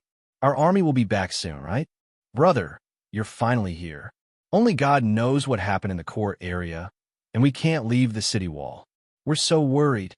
By the way, you said Sword Immortal Cloudy Sky has an order. What is it? Hurry up and tell us. The army is being held back by Yuan Ko's main force at the bottom of the Miling Mountain Range. Sword Immortal Cloudy Sky sent me back to tell everyone not to panic. As long as we take care of Yuan Ko in the Miling Mountain Range, the army will immediately return to Yuzhong city. Gohan said with certainty, as if Liu Lei could really return to Yuzhong city immediately. Of course, what Gohan said was a lie, but Gohan had to lie. He couldn't tell these sword-bearers that Liu Lei had decided to give up Yuzhong City and go to Yinjing City to regroup. He was afraid that once the news spread, the morale of the 1,000 soldiers here would immediately drop. They might even escape from the city gate and go to Yinjing City together. Therefore, Gahan had to stabilize the morale of the entire Yuzhong City. Sure enough, the army would soon return. Everyone was relieved. They thought that the army had failed, which was why there was chaos in the core area. Now that it seemed that the army was fine, they could completely rest assured. As long as the army was still here, they could guard the city wall with peace of mind. Brothers, what's the situation in Yuzhong City now? Gahan looked at the flames in the core area in the distance.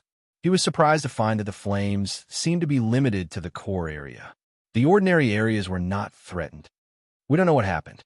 We just heard that Yuan Ko broke into the core area and killed people and set fire to it. But isn't this a fantasy? We have been guarding the city gate. If Yuan Ko broke into the core area, how could he hide it from us? Unless all of us are dead, Yuan Ko can forget about breaking in through the gate. The sword-bearers said resolutely. Obviously, they were very confident in the city gate they were guarding. Sorry, I'm afraid that Yuan Ko did not come in through the gate, but directly entered the core area through the quantum transmission array. Gahan did not choose to hide the news. Instead, he directly told them about the quantum transmission array. For a moment, the entire city wall was in chaos. What? You mean to say that Yuan Ko is really causing trouble in the core area? Are you kidding me? You must be kidding us. Brother, this is not funny at all. How could the quantum transmission array be used by Yuan Ko? Could it be that those guys guarding the quantum teleportation array are all idiots? The sword-bearers suddenly panicked. They all said that Gahan was kidding them. They could not believe that the core area, which they thought was the safest, had been captured by Yuan Ko. Then why were they still guarding the city wall? Their parents, brothers, wives, and children were all in the core area. However, the monstrous fire in the core area would not lie. If it was not Yuan Ko causing trouble, how could there be a monstrous fire in the core area? These sword-bearers were just unwilling to believe it at first. But when the truth was placed in front of them, they had no choice but to believe it. One of the sword-bearers screamed, as if he had gone crazy. He was about to rush down the city wall. Zue, my Zue, Dad is coming to save you. It seemed that he had gone crazy because he was worried about the safety of his family. This person's madness seemed to be a signal. Most of the sword-bearers began to move, ready to rush down the city wall and rush back to the core area to save their loved ones. Stop! Stop right there! Gohan flashed and stood in front of the sword-bearers. Listen to me. Rushing back to the core area like this is suicide. Not only will you not be able to save your loved ones, you will also waste your lives. Bastard, you can't defend the quantum transmission array and put our loved ones in danger. What right do you have to lecture us? Get out of the way. We have already wasted a few hours. We can't wait any longer. Get out of the way. Everyone, listen to me. I'm not trying to stop you. I just hope that you will not forget that you are soldiers. Soldiers should work together to fight and not die one by one. Only by clenching your fists will you be able to exert the greatest power. I will give you 1 minute. Within 1 minute, regroup your teams and send me your team leader's identification number. Listen to my command and enter the core area together to protect our families. Gahan said quickly. In just a few words, he actually wanted to take over the command of these 1,000 sword-bearers. Was it that simple? Of course it was not that simple. Because he had 3 scabbards on him, Gahan looked like a famed sword-rank sword-bearer. However, there were more than 30 famed sword-rank sword-bearers on the city wall. Why would they listen to Gahan's command? Why would they believe that Gahan could lead them to save Yuzhong City? After all, Gahan looked like a child who had not even grown his pubic hair yet. Immediately, a few famed sword-rank sword-bearers stepped forward. They looked at Gahan coldly and said, "We admit that what you said is very reasonable. We should clench our fists, but what right does a child like you have to command us? Why should we believe that you have received orders from Sword Immortal Cloud Mist? Either you get out of here now, or you give us a written order from Sword Immortal Cloud Mist. Otherwise, We will choose our own commander, and you can do whatever you want. They asked Gahan for Lu Lei's written order. Of course, Gahan did not have it. He had disobeyed Lu Lei's orders and come here. How could he have Lu Lei's written order? Order? I don't have it. Gahan shook his head and took a step back. He said calmly, well then, according to what you said just now, you can choose a commander. Oomph. The sword-bearer snorted disdainfully and began to arrange for the selection of a commander. However, when it was time for the selection, they realized that they could not find a commander who could convince the masses. If they wanted to convince the masses, they must have a good record. After all, this was putting everyone's lives in the hands of the commander. However, all the sword-bearers on the city wall were veterans who had been guarding the city wall of Yuzhong City for a long time. These old people might be good at guarding the city wall, but at the same time, they had lost the opportunity to make contributions outside. Therefore, very few of them had a good record. There were only a few sword-bearers with some achievements, but they could not really convince the other sword-bearers. This time, they were going to the core area to rescue people. This battle was bound to be a disaster. All the sword-bearers were unwilling to entrust their lives to incompetent people. All of a sudden, the election was delayed for about 5 minutes. Normally, the election of a class monitor would take 45 minutes to decide. Now, only 5 minutes had passed, which was not a long time. However, the situation now was different. Every second of delay could put the lives of these sword-bearers in danger. Perhaps their loved ones would die in these 5 minutes. These sword-bearers had reached the limit of their patience after waiting for 5 minutes. Everyone began to get restless again. Some people even shouted, "We don't want a unified command. We want to save our loved ones by ourselves." The famous sword-bearer who proposed the selection was already panicking and sweating. The whole situation was about to be completely out of control. Everyone, since you can't find a commander that everyone can trust, how about I recommend you a commander? I promise that as long as you hear his name, you will be willing to accept his command. At this time, Gahan stood up again and spoke in a voice that almost everyone could hear. After a few seconds of silence, "Who is it? Who are you talking about?" Everyone's eyes fell on Gahan. "His name is Military Governor." Gahan paused. The Military Governor in Sword Maiden Online. The Military Governor who defeated 10,000 people with 200 people. Chapter 516.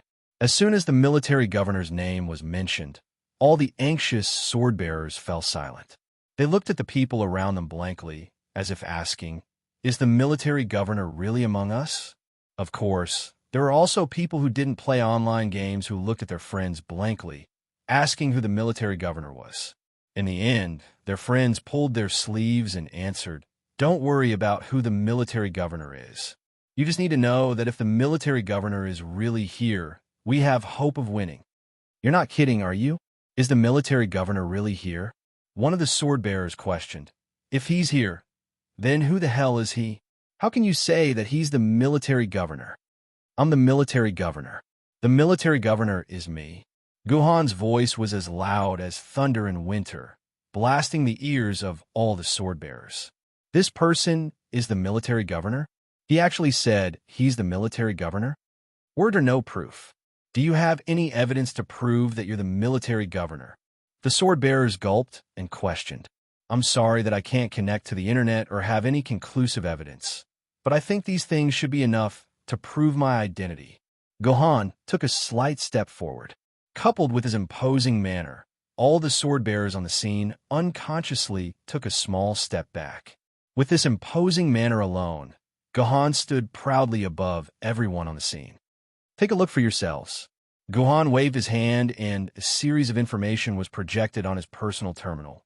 "Dear player Military Governor, someone in the game has read the paid post posted by your sub-account, Military Governor 12580 in the forum. I'm the Military Governor. Let me tell you how to get the SSS rating. I think it's very good and have tipped you 588 yuan.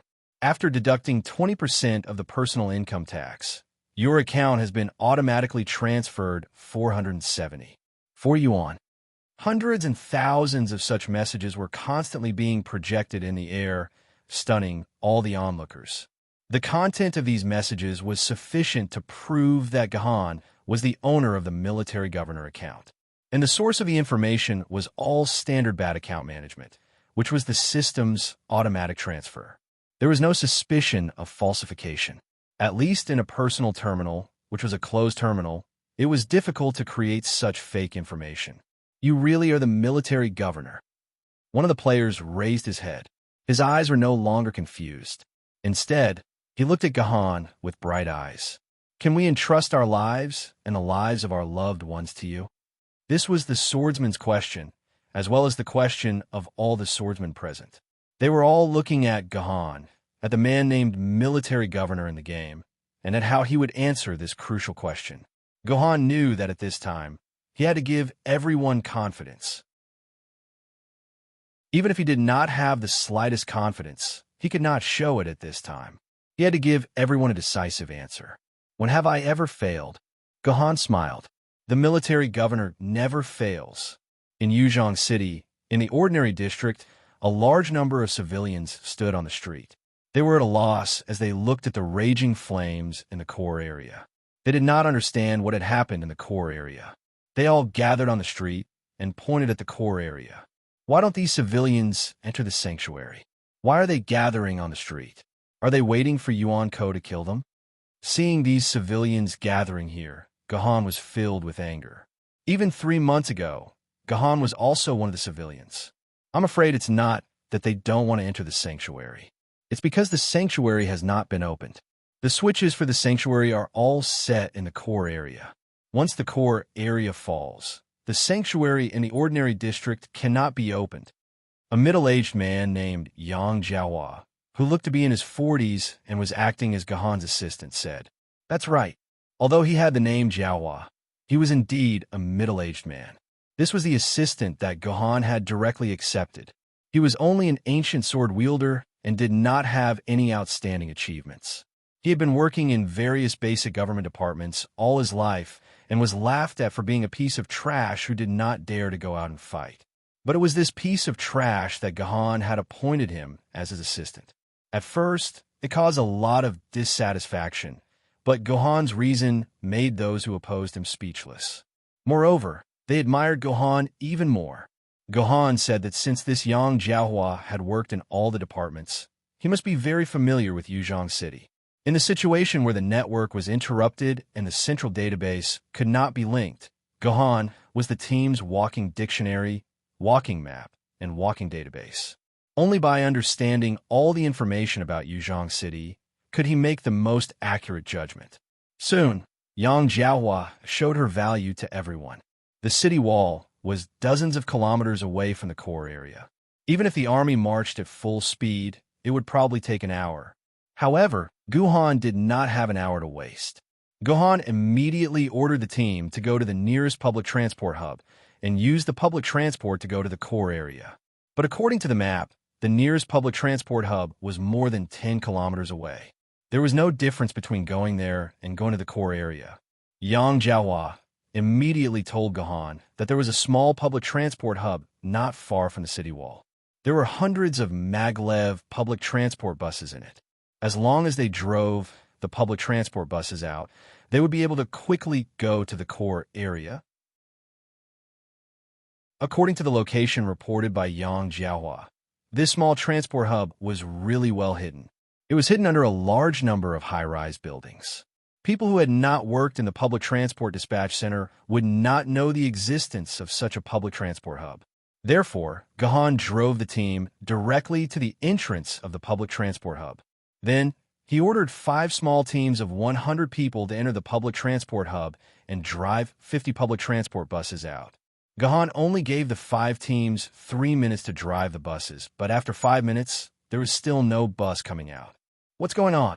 Gahan barged into the public transport hub and saw the 100 sword bearers he had sent over standing next to the garage with helpless expressions. There were also hundreds of ordinary people who were grabbing the sword bearers' sleeves or hugging their legs tightly. There were also some people who simply lay down in front of the hovercraft, refusing to let the sword bearers get on. "Sir Military Governor, We try to persuade them to use these hovercraft buses to fight in the core area, but these staff don't understand us. They won't let us drive the hovercraft away no matter what. They said that without the head office's order, they wouldn't dare to hand over the hovercraft buses to us. Otherwise, the head office will blame it on them. A small team leader explained. He was also the one who was hugged the most tightly. A total of 3 people were hugging him, causing him to be unable to move at all. Sir, please pity us office workers. If we lose these buses, we won't be able to pay for it, even if we kill ourselves. Seeing that a higher-ranking official had arrived, these staff members immediately gave up on the small team leader and hugged Gahan's legs. Sir, please let us go. Don't touch the hovercraft buses here. Without the head office's order, we really can't give them to you. Let go of me. Gahan's expression was as cold as frost. We're using your buses to save people. Our compatriots in the core area are being slaughtered by Yuan Co. We are doing this to save everyone's lives. Don't worry. If you really lose the buses, I'll get the sword committee to talk to your head office and ask them to waive the compensation fees. Sir, please let us go. You said it so nicely. Those sword bearers who came 12 years ago also said the same thing. But in the end, the head office still forced all of us to pay for it. They deducted 70% of our wages for 12 years, and we still haven't paid it off. If you take away another 100, we won't be able to pay it off for the rest of our lives. My lord, be merciful and have pity on us poor wretches. This person spoke earnestly. It turned out that during the Great Invasion 12 years ago, there are also sword bearers who used this place to take public transport. In the end, for some reason, the head office of the public transport company still put the blame on these employees and actually deducted 70% of their wages for a whole 12 years. It was no wonder these employees were so resistant to Gahan's recruitment. However, Gahan did not think that the sword bearers did not report this to the sword committee. Even if they forgot to report it, wouldn't the workers complain? Could it be that the council would not send someone to investigate the cause of the matter? In Yuzhong City, where there were surveillance cameras everywhere, it was easy to find out if there were sword bearers who used the buses. Gahan did not believe that the sword committee and council would be stingy enough to blame these ordinary people for the losses. There must be something wrong with the public transport company that caused these people to live in hardship for 12 years. Although Gahan had somewhat understood them, it was still a big problem for them to cling to his leg and prevent him from using the buses. Every second was precious to Gahan.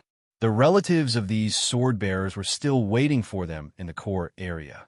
With this in mind, Gahan persuaded them one last time. This is my personal information. After this is over, I will accompany you to the public transport company to explain the situation. I promise I won't ask for compensation. Please rest assured now. Every second you delay, one of our compatriots will die in the core area. The old man hesitated for a while and looked at his colleagues around him.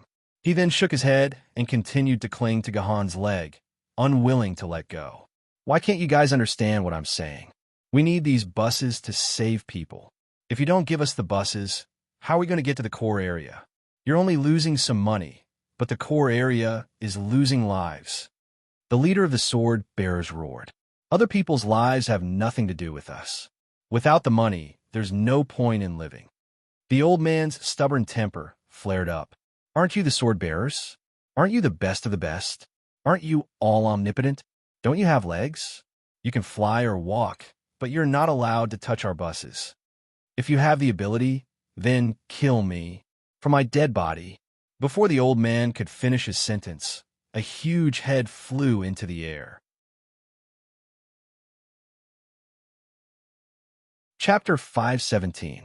This part of Gahan's history was always full of controversy, because this was the first time Gahan killed someone. He killed a human who was his own kind, and a human who was not a bad person. Regarding this point, the later generations would always be divided into two factions, and this debate would never end. Some people even wrote a 400,000-word-long research report to analyze this matter.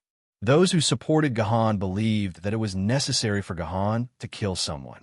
It was precisely because he killed someone that the other employees were intimidated, and they successfully used the hover bus to rush to the core area, preventing the situation from worsening further.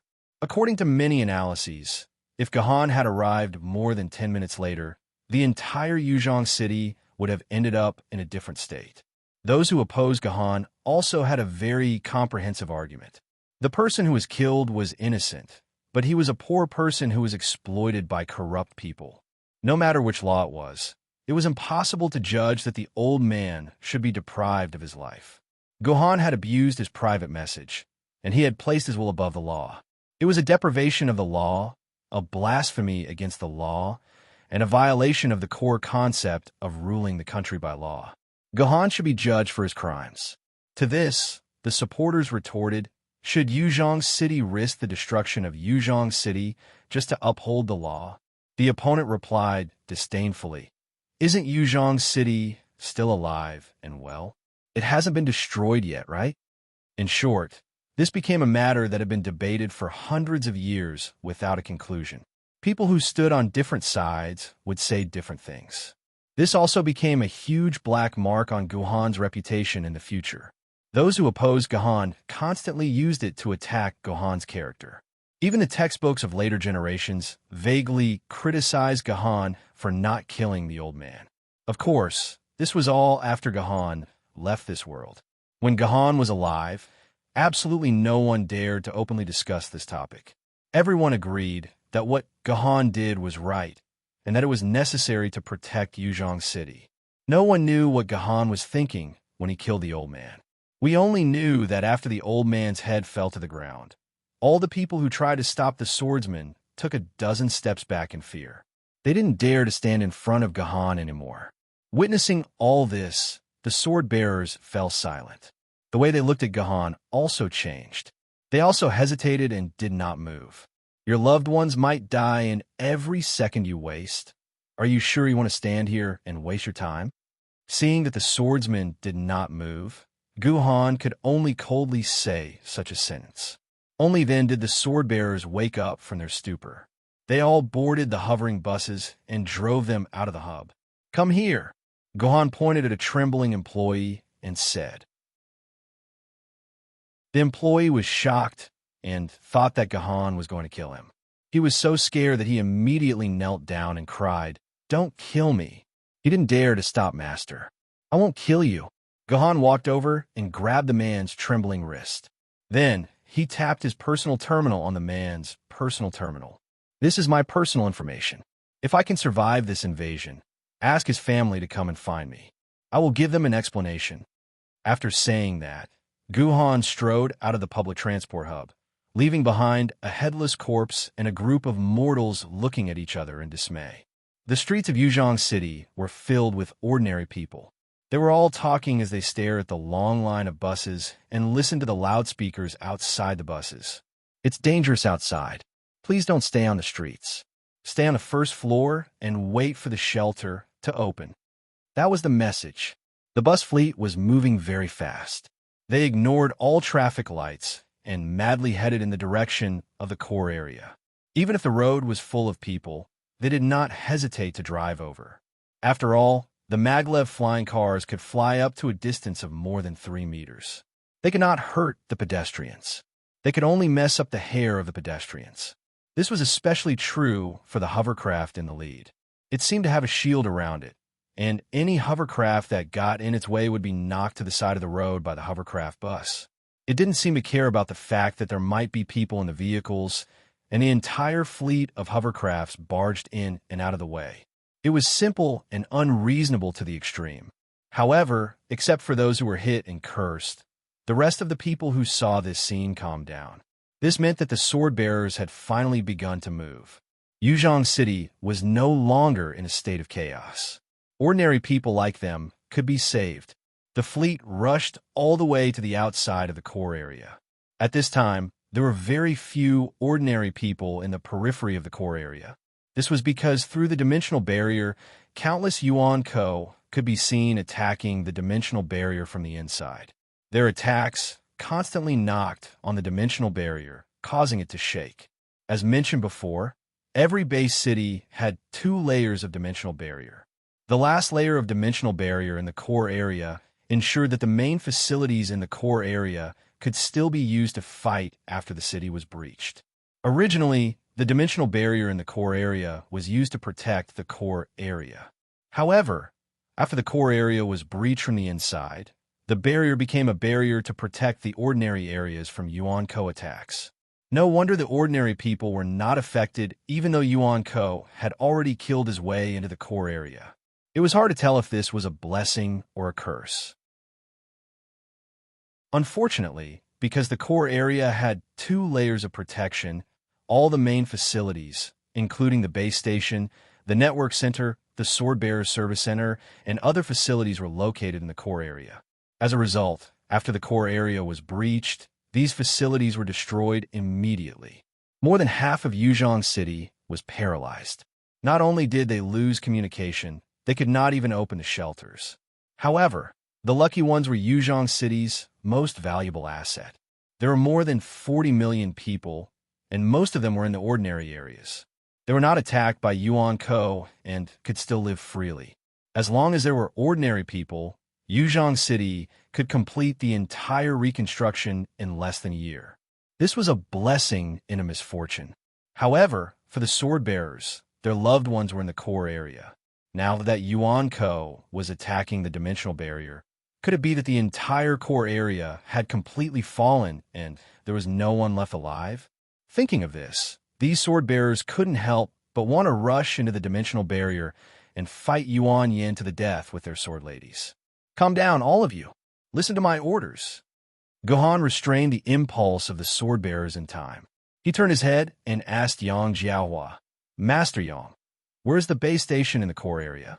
We must repair the entire base station immediately. I believe that there must be many surviving sword-bearers still fighting in the core area. We must contact them. I understand. Yang Jiahua projected her own map and then marked a location with force. This is...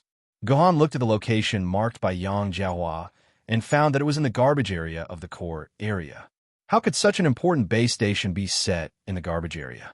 Seeing the doubt in Gohan's eyes, Yang Jiahua immediately explained, Sir Military Governor, I think even if we rush to the location of the base station, I'm afraid that the base station has been damaged beyond repair by Yuan-Ko. So, we don't need to go to the base station at all. We just need to go here. When I was managing the information in the communications company, I knew that the base station in Yuzhong City was upgraded 5 years ago. The old base station was left and used in the garbage area. It was only because there were many precious materials in it that it was left there and not dismantled. As long as we find the base station, connect it to the power supply, and find a professional engineer to debug it, we should be able to use it again. Great. That's great. Gohan held Yang Jiahua's hand tightly. Master Yang, your information is worth 100,000 hero coins. I will remember your contribution. Gohan immediately issued a new order to all the captains. Teams 1 to 10, release your sword bearers and form a fish scale formation. Eliminate all Yuan-Ko at the entrance and pave the way for the army to enter the core area. Yes, understood. Each team was composed of 20 sword bearers. 10 teams meant 200 sword bearers. 200 sword bearers. These sword bearers followed Gohan's orders and began to attack the core area's gate. There were more than 1,000 Yuan-Ko attacking the dimensional barrier at the gate. From the looks of it, the number of Yuan-Ko was 5 times that of the sword bearers. However, they were scattered in a straight line of nearly a kilometer and could not gather in a short period of time. However, the sword bearers had formed a formation in advance. They were using the fish scale formation, which was most suitable for quick combat.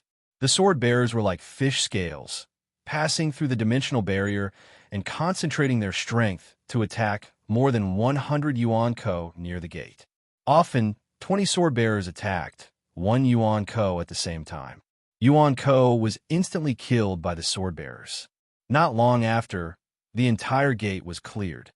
Teams 11 to 30 attack from the west and block Yuan-Ko's support. Teams 31 to 50 attack from the south and block Yuan-Ko's attack. Teams 1 to 10. Kill all Yuan-ko within a kilometer radius. Gohan's command was very methodical. In a short while, a large safe area was completely cleared. Then, Gohan led all the sword-bearers into the core area. They stood in the safe area that had been cleared and was surrounded by everyone's sword-bearers. Then, under Gohan's command, the sword-bearers began to change their formation. Finally, they formed a standard rotation formation and began to quickly advance toward the garbage area. Chapter 518. The garbage area was not far from the gate. After all, the garbage had to be transported to the outside of the city through the gate for disposal, so the troops soon advanced to the garbage area. To Gohan's surprise, in a building near the garbage area, there were 500 or 600 Yuan-kos besieging the gate of the building. At the gate of the building, the sword-bearers could be seen resisting the attack of Yuan-ko. Lei Mu, the first of 40 squads are under your command. Just bring them to the garbage area safely. The rest of you, follow me to save them. Gohan said. Lei Mu was the famous sword-bearer who questioned Gohan on the wall at the beginning. In the battle just now, Gohan found that Lei Mu's command was actually very methodical. His squad was also the one that killed the most enemies and had the fewest casualties. Military Governor, it's better if we don't split up, Lei Mu said hesitantly. I don't think those Yuan-kos will be able to break in for a while. It's better to concentrate on occupying the garbage area first. Don't worry, humans don't like garbage areas, and Yuan-kos don't like garbage areas either. Gohan had already seen Yuan-ko's hatred for garbage areas in Yang Fortress, so he said, and I see that the footsteps of those sword maidens are turning illusory. I'm afraid that they have reached their limit. We can't lose any more precious compatriots. After that, Gohan directly gave the position of deputy commander to Lei Mu. After Lei Mu commanded the large troops to move to the garbage area, Gohan led the remaining people to attack the Yuan-kos besieging the building. There was nothing much to say about the process of the battle. Gohan ordered the team to form an arrow formation, and he himself was at the forefront. In the blink of an eye, Yuan-ko's formation was penetrated. When the sword-bearers in the building saw Gohan coming to support them, their morale was also high. They rushed out of the gate of the building and cooperated with Gohan to kill all the Yuan-kos besieging the building. Thank you, brothers. We thought we were going to die here. There were more than a dozen swordsmen in the building, and they were basically at the end of their rope. If it weren't for Gohan's arrival, the entire building would have been breached in no time. What's the situation inside the building? How many survivors are there? Gohan quickly asked the leader. There's still more than 500 people in the building, and they're all employees of the telecommunications company. There are only 500 people left in the entire Yuzhong Mobile Telecommunications Company. At this point, the sword wielder's face became gloomy. There should be more than 1,000 employees in Yuzhong Mobile's headquarters. Yang Jiahua sent a message to Gohan through her personal terminal. No wonder the sword-bearers looked so pale. The number of casualties in the headquarters had exceeded half. Well, now is not the time to be sad about these things. We need to get out of here immediately. I will give you 5 minutes. You immediately organize the survivors to come out of the building. We will protect them and converge with the main force. Gohan said quickly. Understood. The sword-bearers immediately rushed back into the building to organize the survivors to leave the building. Gohan secretly rejoiced that he had made the right choice. He didn't expect this to be the headquarters of the Mobile Telecommunications Company. It seemed that there was hope to restart the base station. Soon, all the survivors were organized and came out. They were surrounded by Gohan's more than 200 sword-bearers. Once again, they moved towards the garbage area. Along the way, Gohan also learned about the general situation from the sword-bearers in the core area. These sword-bearers were originally just playing games in their homes nearby. Suddenly, the game was disconnected. Because their homes were next to the telecommunications company, these sword-bearers came to the telecommunications company to inquire about the situation. As a result, when they asked at the front desk, they suddenly found that a large number of Yuan-ko had appeared in the core area and were killing crazily. These sword bearers immediately began to rescue the nearby humans and finally concentrated in this building for defense. It was said that these Yuan Ko appeared 3 hours ago. These sword bearers were also confused about the other situation. It was only when Gahan explained to them about the quantum teleportation array that they suddenly realized that it was an accident caused by the quantum teleportation array. Sir Military Governor, I am afraid there is a problem here. Hearing the narration of these sword bearers, Yang Jiaohua hesitated for a moment and said to Gahan, "Of course I know there's a problem here. I am afraid that Yuan Ko spies have already infiltrated our internal department," Gahan said while gritting his teeth. From the narration of the sword bearers just now, it can be known that they first discovered the abnormality because the network was disconnected. After the network was disconnected, these sword bearers immediately left their homes. On the way to the telecommunications company, they did not see any trace of Yuan Ko. It was not until they arrived at the front desk that they saw traces of Yuan Ko. What did this mean? This meant that Yuan Ko destroyed the communication system in the core area at the first moment. It was not a coincidence that he destroyed the communication system after occupying the entire core area. So here was the question. These Yuan Ko, who had not even entered the gates of Yuzhong City, how did they know the location of the base station in the core area like the back of their hand and destroy the base station at the first moment? The base station was different from other places. Normally, the Sword Council would arrange a team of sword bearers to guard the base station. The leader of the team would be a famous sword-level sword bearer.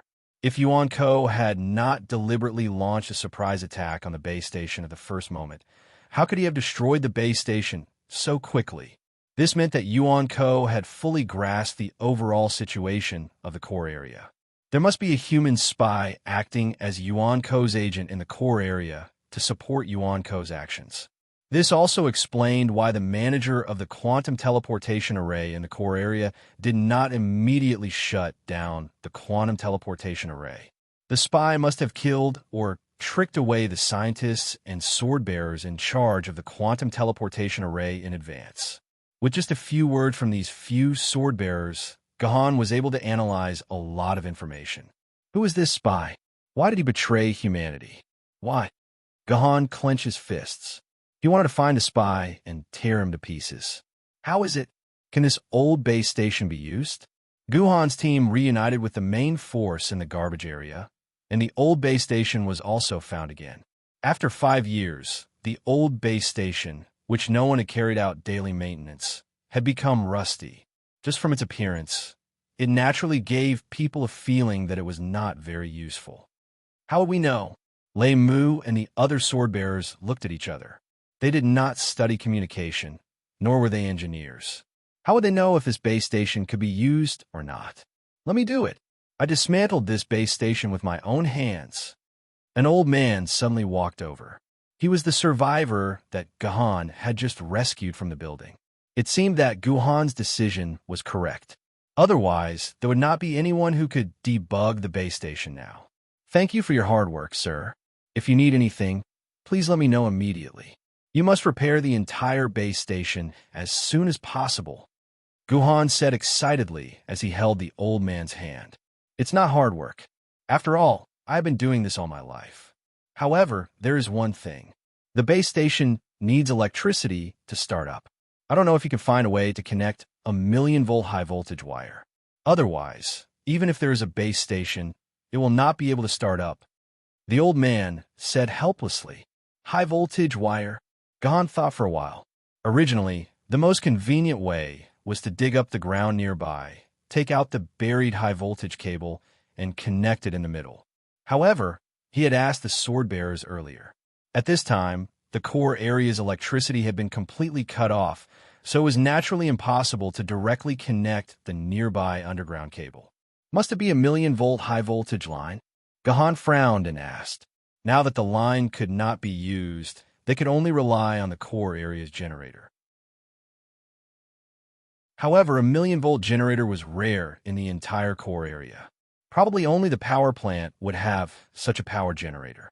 Yes, the base station was developed based on quantum communication. It requires an extremely high voltage current to make the entire base station work. Our base station is directly connected to a special line from the power plant. Otherwise, ordinary lines wouldn't be able to carry it. The old man sighed. However, Gahan was not a god. He could not conjure a million-volt generator. It seemed that it would be impossible to restore communication in a short period of time. At this time, for Gahan, there was a very urgent matter that needed to be done. It was to find a way to activate Yuzhong City's refuge system so that everyone could enter the underground shelter through the refuge system. Moreover, as long as the people in the core area hid in their homes, he believed that Yuan Ko would not be able to kill them in a short period of time. Now, there should be a large number of people in the core area hiding in their homes. Only by activating the refuge system in the core area would these people have a higher chance of survival. Therefore, Gahan decided to leave the base station first, then lead the troops to the refuge control center to find a way to restart the refuge system. Just as Gahan was about to announce his decision, suddenly, Yang Jiahua gave Gahan a big surprise. Sir Military Governor, in fact, there should be a million-volt power generation system nearby. Yang Jiahua said with a bitter smile. What? Say it again. Gahan raised his voice and asked incredulously. This Yang Jiahua was really a god. She actually knew everything. It's true. There is a million-volt power generation system in Yangming High School. When Yang Jiahua said this news, her expression was very strange. Are you kidding? Why would a middle school need a million-volt power generation system? Not only did Gahan not believe it, but the other sword-bearers also did not believe it. That's right. Why would a middle school need a million-volt power generation system? Did they have nothing better to do? Schools always need money, Yang Jiahua said bitterly. Chapter 519. Yangming High School was originally just a relatively ordinary high school in the core area of Yuzhong City. Like the other high schools, it only accepted children from the core area. Over 100 years had passed uneventfully, and there had never been any big news. However, ever since the new principal took office, he adhered to the idea that all people were equal and suddenly decided to enroll 500 students from the ordinary area. This was quite a bold move. It was said that the principal spoke passionately for an hour at the general meeting of the council and won the applause of all the council members. Then, he used Yangming High School as a pilot to promote the concept of education without discrimination. It sounded like a very good thing. Enrolling 500 ordinary students from the ordinary area into the school would allow the children from the ordinary area and the core area to enjoy the same educational environment. It would ease the gap in division between the ordinary area and the core area. The children would not be treated separately just because their parents were not citizens of the core area. How about it? Didn't it sound like a very good idea? This principle was simply a Virgin Mary principle with a strong sense of social responsibility. Anyway, this principle relied on this plan to gain enough political capital and fame.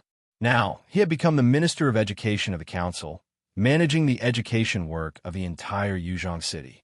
As the principal's greatest political achievement, this plan for education without discrimination had been continued in Yangming High School.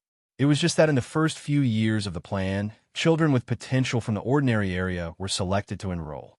However, in recent years, the plan had completely changed. It had become a competition of money, sponsorship fees, and borrowing fees.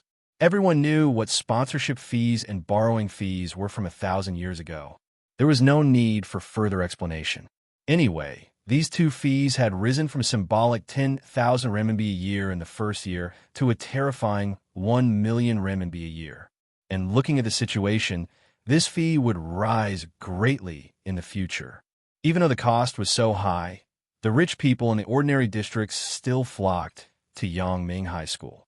They were willing to sell everything they had to send their children there. Once they entered the school in the core zone, they would be able to receive better education. Most importantly, they would be able to become companions and friends with the children in the core zone. They might even be able to marry the son or daughter of a senior swordsman. That way, once the level of the in-laws swordsman increased, they would be able to obtain their citizenship quota and enter the core zone to become a well-protected citizen. It was different from the citizenship that cost 2 million renminbi to buy. That citizenship only allowed you to live in the core area, but did not give you the status you deserved in the core area. Only by becoming a relative of the swordsman could you get the respect of the core area and live a dignified life. Therefore, everyone could imagine how popular these 500 places were. Every year, Yangming High School could earn hundreds of millions of extra fees through these 500 places. Half of these fees had to be handed over to the Ministry of Education and placed in the small treasury of the Ministry of Education. The other half was at the school's disposal. Therefore, Yangming High School had been building new teaching facilities and teaching buildings almost every year for more than a decade. It seemed that the money was really used for the school's education, but in fact, 10 cubic meters of dimensional crystal powder used for construction actually cost 10 million renminbi to buy. If one randomly searched for a gold medal seller on Taobao, they would buy the same additive powder for less than 800,000 renminbi. It could be seen that there was something fishy about it. Later, when there were enough teaching buildings built, there was no reason to build more. Therefore, they began to purchase all kinds of inexplicable things called teaching equipment. For example, this 1 million volt generator, which Yangming High School had probably never used until now. They spent a total of 50 million yuan to purchase it. God, it was only 500,000 yuan on Taobao, and it even included shipping. This was what Yang Jiao explained to Gahan on the way. Gahan did not have any sense of justice. He was not interested and did not have the time to blame these education officials because it could not solve any problems. The most important thing at the moment was to restore the core area's communication function. This was the most important thing. Gahan seemed to be thanking the principal. Without his godlike corruption, maybe more people in the core area would have died. Yangming High School was not far from the garbage area. It only took Gahan about 10 minutes to lead the large team to Yangming High School. Along the way, they killed all the Yuan-ko they encountered on the way and rescued 5 strongholds that were surrounded by Yuan-ko. A total of more than 1,800 ordinary people were protected by Gahan, and about 80 sword-bearers joined Gahan's team. They were organized by Gahan into teams 51 to 54. Gahan now had more than 1,800 sword-bearers under his command. When Gahan led the team to Yangming High School, something that surprised Gahan even more happened. Yangming High School was not completely defended. There were more than 100 sword-bearers guarding the entrances of Yangming High School, blocking the siege of Yuan-ko. Thanks to the principal's large-scale construction, he actually built a wall that was more than 10 meters high for Yangming High School. The principal's reason was that he did not allow students to climb the wall to play truant during school hours. But the actual reason was, of course, that the construction cost was about 10 times more. It was also because of the existence of these walls that only more than 100 sword-bearers could rely on the school gate to block the attack of Yuan-ko. Seeing this situation, Gahan naturally did not say anything. He led his team to clean up the siege of Yuan-ko, and then led the team directly into Yangming High School. Great! Someone finally came to save us. Sir, you came just in time. On behalf of thousands of teachers and students in the school, I thank you, sir. As soon as the team led by Gahan entered Yangming Fortress, a middle-aged man dressed in a gentle and elegant manner came over. He held Gahan's hand tightly and thanked Gahan with all his might. If he did not know this principal style from Yang Jiahua's mouth, Gahan would really think that this was a good principal. I don't want to hear your nonsense. Before I ask you, shut your mouth. Gahan said to the principal with a bad expression. The principal was embarrassed for a while, but he immediately shut his mouth very sensibly. There was no unhappy expression on his face. It seemed that there was a reason why he could become the principal of the school and the right-hand man of the Minister of Education and be placed in such an important position. You have a good place here. Our sword committee will immediately use your school district as a temporary battle command center. Do you have any objections? Yangming High School was surrounded by walls on all sides. There were only a few gates for entry and exit. They only needed to expend a small number of troops to guard the gate. Unless a high-grade Yuanzhong came, These Yuanzhong who weren't even at the dragon level wouldn't be able to break into Yangming High School in a short period of time. This naturally became the best temporary base. What's more, Gahan brought almost 2,000 survivors. These survivors naturally could not move with the main force. The best way was to put them in Yangming High School for protection. Yangming High School was large enough to accommodate 100,000 people.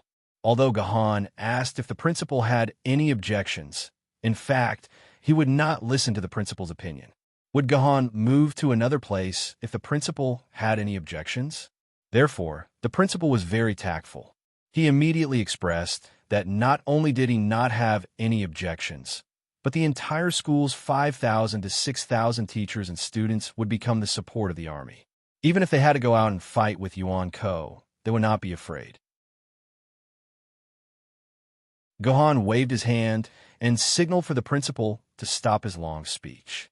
He then directly asked the most important question. "Mr. Principal, I heard that you have a 1,000,000-volt generator here. Is it still here?" "Generator?" The principal was stunned for a moment. "How can there be a generator in my school? And a 1,000,000-volt generator at that? This is impossible. We are a school. How can we use such a thing?" "No." Gahan's face turned cold. Looking at the principal's expression, it did not seem like he was lying. Gahan turned to look at Yang Jiahua. Yang Jiahua touched her neck, indicating that she was using her head to guarantee that there was indeed a generator in the school. "Mr. Principal, are you sure that there is no 1,000,000-volt generator in your school?" Gahan glared at the principal fiercely. "I will send people to search the entire school now. If I find the generator, I will directly behead you for the crime of concealing military intelligence. And your relatives behind you, all of them will be implicated. They will all be sent to the fields outside the city. Mr. Principal, you have to think carefully. Behead, behead, behead." The principal could not help but shiver. At this time, a guy with the same temperament as him hurriedly came to the principal's side and whispered a few words in his ear. The principal suddenly felt like his whole body was about to collapse. The person who whispered was none other than the principal's brother-in-law. He was currently in charge of managing the school's logistics. He had just secretly told the principal that they had indeed bought a 1,000,000-volt generator. This was operated by his sister, the principal's wife. Because he did not want to distract the principal, he did not tell the principal. "This yellow-faced woman, she's trying to kill me." The principal was so angry that he scolded his wife in his heart. "But I have clearly given my money to my wife for safekeeping. She does not lack money to spend. Why would she use my brother-in-law to make money behind my back? Forget it, forget it. Right now, it is more important to save my own life." The principal immediately replied with a charming smile. "Sir, there is a mistake, a mistake. There is indeed a 1,000,000-volt generator in our school. You do not know, recently we have frequent power outages here. The students cannot even take a hot bath. So the logistics department bought a generator. They just bought it and did not inform me, so I do not know about this." "Oh yes, I have the receipt. I have a receipt," the principal said loudly. "Damn the receipt."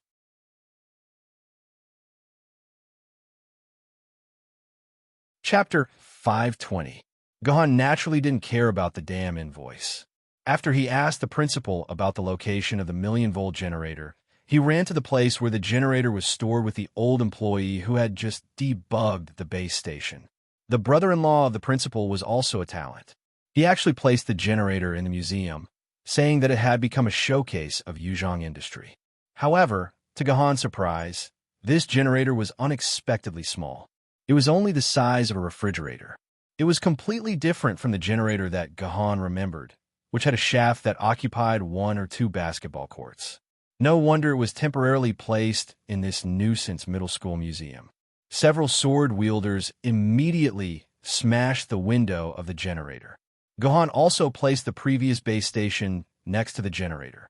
The old employee walked around the generator and nodded. This generator is indeed a 1,000,000-volt, but it is not a conventional fuel generator. It is the latest dimensional crystal generator. It can convert the energy in the dimensional crystal into electricity, so this generator can be made so small. Do you need a dimensional crystal? What level of dimensional crystal do you need? Gahan knew that it was time for him to bleed again. Sure enough, The old employee told Gahan that if he wanted to use this generator, he needed a dimensional crystal above the marquee grade. Gahan didn't have anything to say. He directly took out an Earl from his dimensional pocket and put it in the refrigerator. Immediately, the refrigerator's display lit up. The old employee operated on the refrigerator and then directly connected it to the base station with a wire. When the base station was powered on, the console that had not worked for a long time also lit up again. How is it? Can this base station be restored? Gohan asked with some excitement. Not yet. The old employee flipped through all kinds of data on the console, then knocked on the outside of the base station for a while. He shook his head and said, the electronic equipment inside should have been flooded, causing some lines to short-circuit. We must dismantle the base station to repair it. How long will it take? Gohan asked quickly. I don't know. It depends on the damage inside. If I'm lucky, it will only take 10 minutes to repair it. If I'm unlucky, it may take a few days. The old employee said hesitantly. I don't have a few days to waste. You only have 30 minutes. In 30 minutes, you must restore this base station. Every second you delay, a human will die because of you. Do you understand? Gohan gritted his teeth and threatened. I need help. The old employee raised his head. I can't do it alone. I need someone to help me. It's best if it's someone who is rescued with me. There are a lot of skilled repairmen among them. With their help, I might be able to do it faster. Very good. Team 54, immediately take this master to the people he wants. Bring all the people he wants here. Bring them here. Those who disobey will be beheaded on the spot. No mercy. Gohan gave such a harsh order. The 20 sword bearers of Team 10 looked at each other and left with the old employee. The restoration of the base station was hindered. It seemed that the idea of restoring communication immediately would not work for the time being. They had to draw up a new battle plan. They could not wait here for the base station to be repaired. They had to do something. Gohan pondered for a while looking at the core area map in his hand. Then he connected all the captain's communications and pulled them into a communication conference room. Everyone, the restoration of the base station still needs time, but we can't wait any longer. There are 12 residential areas in the entire core area. The ones closest to our Yangming High School are Mount Taishan, Mount Huangshan, and Mount Amei. I order that every 12 teams form a brigade according to the sequence. They will be led by Wan Tong, Yumin, and Zhang Rue, respectively. They will attack the 3 residential areas of Mount Taishan, Mount Huangshan, and Mount Amei. Kill all the Yuan Ko in the residential areas. At the same time, search for survivors in the residential areas. If you find any survivors, immediately protect them and bring them back to Yangming High School. Do you understand? Wan Tong, Yu Min, and Zhang Rue were the commanders that Gohan had found. With their command, the brigade would be able to complete the mission smoothly. Yes, yes. Wan Tong and Yu Min immediately agreed. However, Zhang Rue hesitated for a while. Sir, can I go Mount Lushan? I promise I will definitely complete the search and rescue mission in Mount Lushan. Mount Lushan. Gohan was silent for a while. Zhang Rue, if I'm not wrong, your home is in Mount Lushan, right? Yes, Sir Military Governor. Zhang Rue's home is there. My lovely 10-year-old daughter is there too. My beloved wife is there too. I must go and save them. Zhang Rue was so emotional that he was about to explode. I understand your situation, but I must tell you that you can't. Gohan said coldly. Mount Lushan is 15 kilometers away from us. If you want to go to Mount Lushan, you must pass through the CBD Commercial Street and the Swordsman Service Center. I believe that is where most Yuan Ko gathers. If you bring your team there, you will be courting death. I will not allow that to happen. Don't even think about it. Do you understand? Then I won't bring anyone there. I'll go alone. Zhang Rue roared. Zhang Rue, calm down. Sir Military Governor is right. If we go to Mount Lushan now, we will be courting death. Zhang Rue, if you can't calm down, I can help you. Wan Tong and Yumin try to persuade him. Screw you. I'm going to save my own people. It's none of your business. Zhang Rue was about to go crazy. He could not accept not being able to save his family at the first opportunity. So what if your home is in Mount Lushan? Do you know which neighborhood my home is in? Gohan's voice was cold. My home is in Sankingshan, which is 3 kilometers away from your Mount Lushan. Do you think I should lead all my brothers to Sankingshan? Zhang Rue stopped talking. Indeed, he had nothing to say when faced with Gahan, who lived in Sankingshan. I hereby announce that Zhang Rue is relieved of his duties as captain and squad leader. Wenjie will take over as captain, and the vice-captain of Zhang Rue's squad will take over as captain. Zhang Rue, if you want to go with everyone, then be a soldier. If you don't want to, then get out of here. Go wherever you want to die. I won't stop you. Choose one. I'm ashamed. I'm willing to be a soldier. Zhang Rue finally came to his senses and did not take the wrong step. Lei Mu, you're the vice-captain. You're responsible for leading the rest of the sword-bearers in Yangming Fortress. Contact the 3 squads here. If there's any danger, come to their aid. Gohan ordered. Lei Mu understands. I promise I'll do it. Wait, Sir Military Governor. I'm here to coordinate. What about you, sir? What are you doing, sir? Lei Mu suddenly remembered that Gohan had assigned almost all the tasks. What should he go to do? I'm going to the emergency response center. Gohan said calmly. I have to open the evacuation system. Only then can the survivors in the other neighborhoods survive. Otherwise, my family, Zhang Rue's family, and more family members. Maybe if we open the evacuation system in time, they won't die. Understood. Sir, which squads are you going to bring? Lei Mu asked casually. Not only will I bring any squads. Gohan's words were like a bolt from the blue that struck everyone's ears. No, sir, it's too dangerous for you to go alone. Sir, how can you make it to the emergency response center alone? It's better to bring 10 squads. Lei Mu and the others tried to persuade him. After listening to their advice, Gohan replied calmly, Thank you for your concern, but the emergency response center is at the Sword Bearer Service Center. It's the area that Yuan Ko occupied first, so it's definitely full of Yuan Ko. There might even be Nether and Meteor Yuan Ko there. If that happens, let alone 10 squads, even 100 squads might be trapped there. I can't take the risk. Gohan did not respond. Sir Military Governor? Lei Mu and the others shouted in panic. In the end, they discovered that Gohan had already left the communication conference.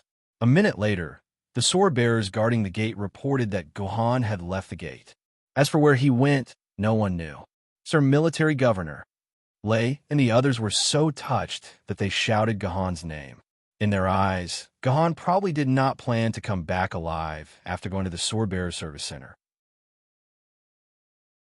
Of course, Gohan was not planning to go to the Swordsman Service Center to die.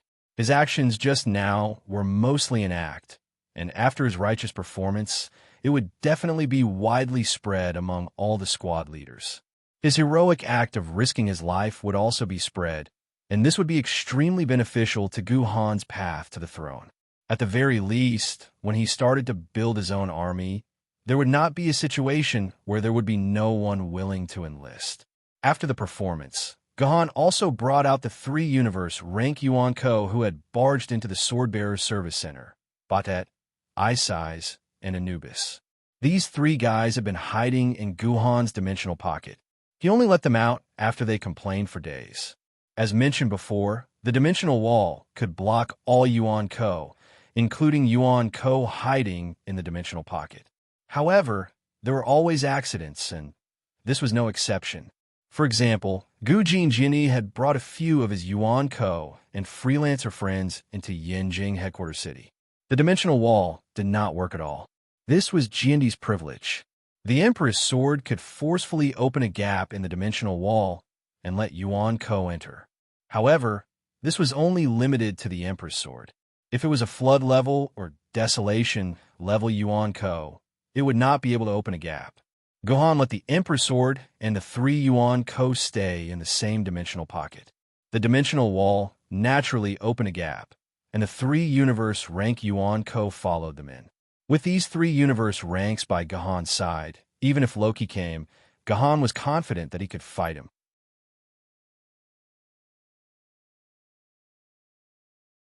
Chapter 521.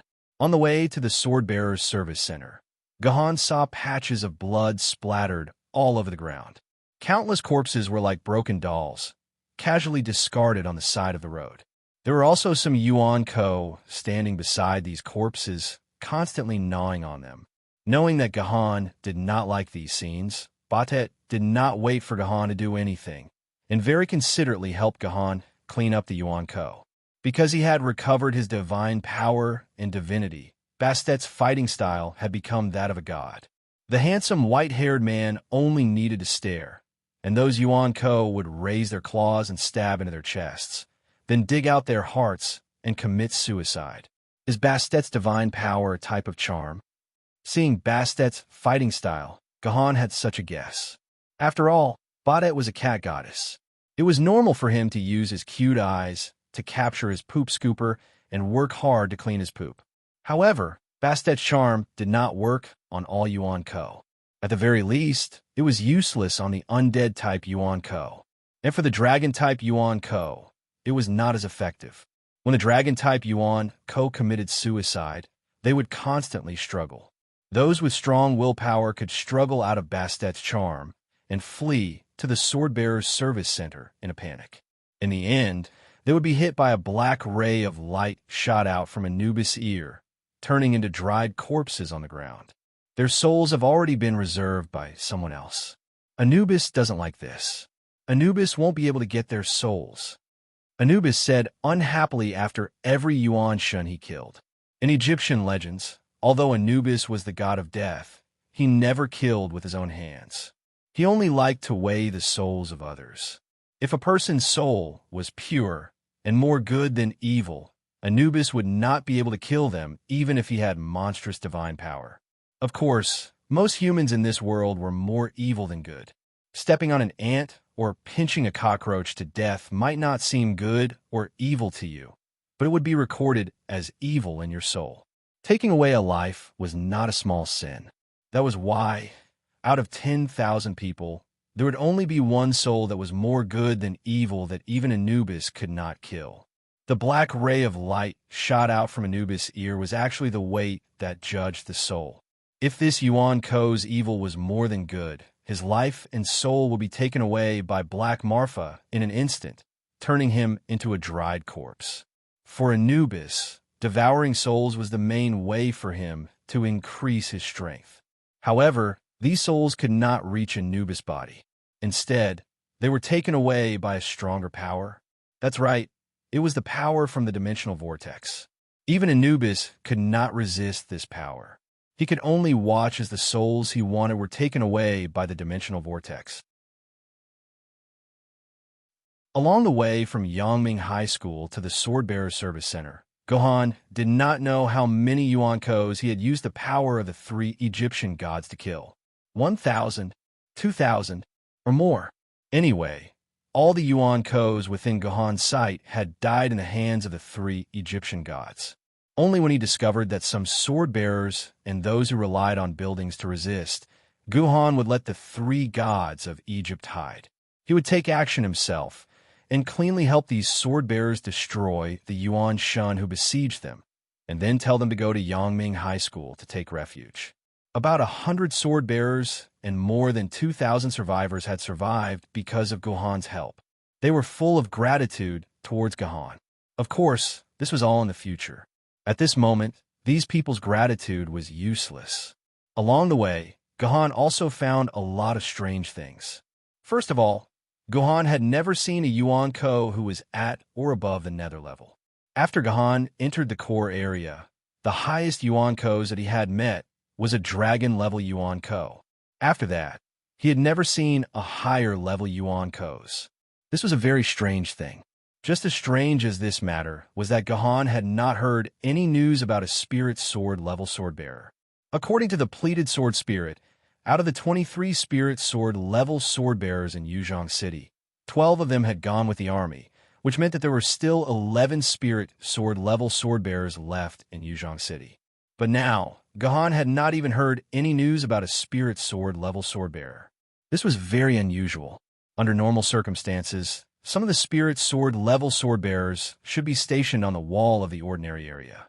The rest of the Spirit Sword level sword bearers should also be on standby in the core area or working in the Sword Committee building. But the reality was that all the Spirit Sword level sword bearers seemed to have disappeared collectively. There were no Spirit Sword level sword bearers in the ordinary area. Otherwise, the thousands of sword bearers on the wall would have lost their command and stayed on the wall like headless flies, not daring to move. And in the core area, there was no trace of a Spirit Sword level sword bearer. Otherwise, they wouldn't have fought separately. All the important parts were almost all captured by Yuan Ko at the same time. It was as if there was a mysterious force that killed all the Spirit Sword level sword bearers in an instant. This was even more impossible. Even if a flood level or desolate level Yuan Ko came here personally, he wouldn't be able to do this. It could be said that this was the biggest doubt in Gohan's heart. Along the way, Gohan spent most of his time thinking about the answer to this question. In addition to this doubt, Gohan's biggest doubt was that he didn't see a flying Yuan Ko. The fundamental reason why most of the human sword bearers were able to hold on to Yuan Ko's attack for several hours was that there was no flying Yuan Ko in the entire core area. For example, Yangming High School, although their wall was built very well, as long as a group of flying Yuan Ko crossed the wall and began to attack from the inside, it was believed that the entire Yangming High School would be captured in a very short time. Being attacked from both front and back was an extremely bad situation in any world. But until now, Gohan hadn't seen a flying Yuan Ko. When he asked those sword bearers who were fighting, they also said that they had never seen a flying Yuan Ko. This was very strange. Loki was famous throughout his life. How could he not understand the importance of flying Yuan Ko? He would definitely arrange a large number of flying Yuan Ko to enter the core area, but in fact, no flying Yuan Ko had appeared. It seemed that all the flying Yuan Ko had been obliterated, just like those Spirit Sword level sword bearers who had disappeared. Finally, the location of the Sword Bearer Service Center was in sight. Sure enough, as Gohan had guessed, the Sword Bearer Service Center was the densest, with 40 to 50,000 Yuan Ko occupying the Sword Bearer Service Center. This land that used to serve the sword bearers had now become Gohan's paradise. The Medical Center, the Maid Center, the Equipment Center, the Task Exchange Center, and the Examination Center that Gohan had been to had all become Yuan Ko's paradise. It could be said that the Sword Bearer Service Center was an extremely sacred land for the sword bearers. The first step for every sword bearer was to move forward from the Sword Bearer Service Center.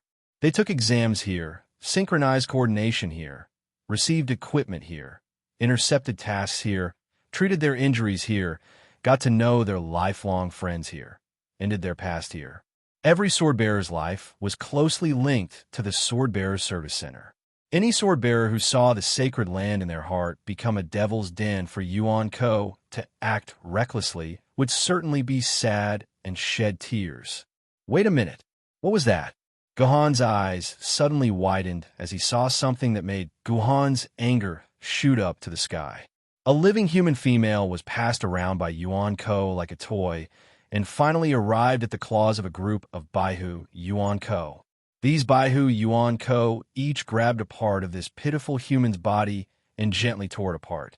Amidst her own screams, the woman was torn into pieces and sent into the mouths of these Baihu with relish. It was like eating a chicken. Do you know how it feels to see such a thing? Perhaps you have all eaten honey chicken before. When eating a whole chicken with honey sauce, we often like to grab a drumstick with both hands and tear the chicken into 2 halves at the same time. Or we can eat it in 4 halves or 8 halves. At this moment, you can replace this honeyed chicken with a pitiful baby and imagine yourself eating a chicken. It's simply horrifying. Of course, from her standpoint, this is the right thing to do.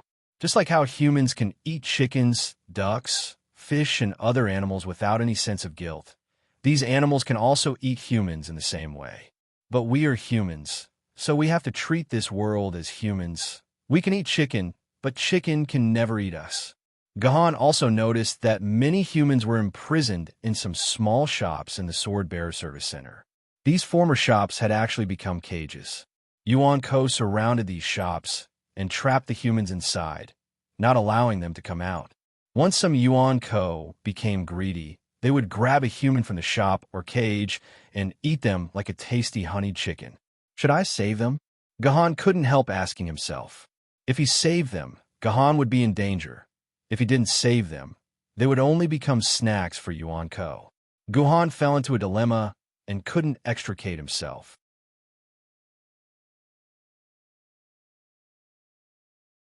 Chapter 522. Should he save them or not? This was a big problem. If Gahan didn't save them, he could use Isai's help to hide himself. Then he could blend into the Yuan Ko group and arrive at the emergency center. As long as there were no accidents, Gahan wouldn't need to fight a single battle to complete his mission. However, if he went to save them, although there were 3 U-level Yuan Ko, and Gahan was confident that he could safely save these poor children, this would definitely alert the U-level Yuan Ko in the Swordbearer's Service Center. Isai's told Gahan that she sensed at least 2 U-level Yuan Ko in the Swordbearer's Service Center. Although there were 1 less than the Egyptian group, there were tens of thousands of other Yuan Ko. These Yuan Ko combined were equivalent to 3 or 4 U-level Yuan Ko. If he saved them, who knew what would happen in the end? Faced with this situation, Gahan fell into the biggest hesitation in his life. Gahan had never hesitated for more than 30 seconds in front of a multiple-choice question. But now, Gahan had hesitated for a whole minute. In this minute, 4 or 5 unlucky girls were eaten by Yuan Ko like honey chicken, crispy and chicken-flavored. Beside Gahan, Isai's, Bast, and Anubis. Oh, sorry, it was 2 people. Anubis's attention was completely focused on the picture of a golden retriever in a pet shop. Isai's and Bast looked at the struggling Gahan with interest. They had spent more time with Gahan than Gahan expected, but this was the 3rd longest time they had seen Gahan hesitate. They were very curious as to what choice Gahan would make. Hey, old white hair, what do you think Gahan will do? Will he save them or not? Isai's patted Bast's shoulder and asked. I guess he will. Bast stroked his beard. Although Gahan seems like a person who prioritizes profit above all else, he's actually a very gentle person. Just like His Majesty's Shroud Heaven told us, he's a very gentle person. I believe in his judgment. Hee. Then I guess he won't save them. Isis smirked. Do you dare to make a bet with me? The loser will wash the loser's underwear today. We can bet, but Isai's, don't you never wear underwear. Bast's words caused Isai's to roll her eyes. This unromantic guy. Let's go. After about a minute and a half, Gahan finally made a decision. He stood up from the ground and said to Isis, Isis, use your invisibility on me. Oh, Isis snickered. With a point of her finger, Gahan disappeared. In front of everyone's eyes, Isis reached out and grabbed at the place where Gahan had been standing. It was just air. She didn't grab anything. Perfect. Isis revealed a simple and honest smile, then reached out and touched Bast's long white hair. White-haired monster, help me wash my underwear tonight. After saying that, Isai's 2 hands reached under her leather skirt.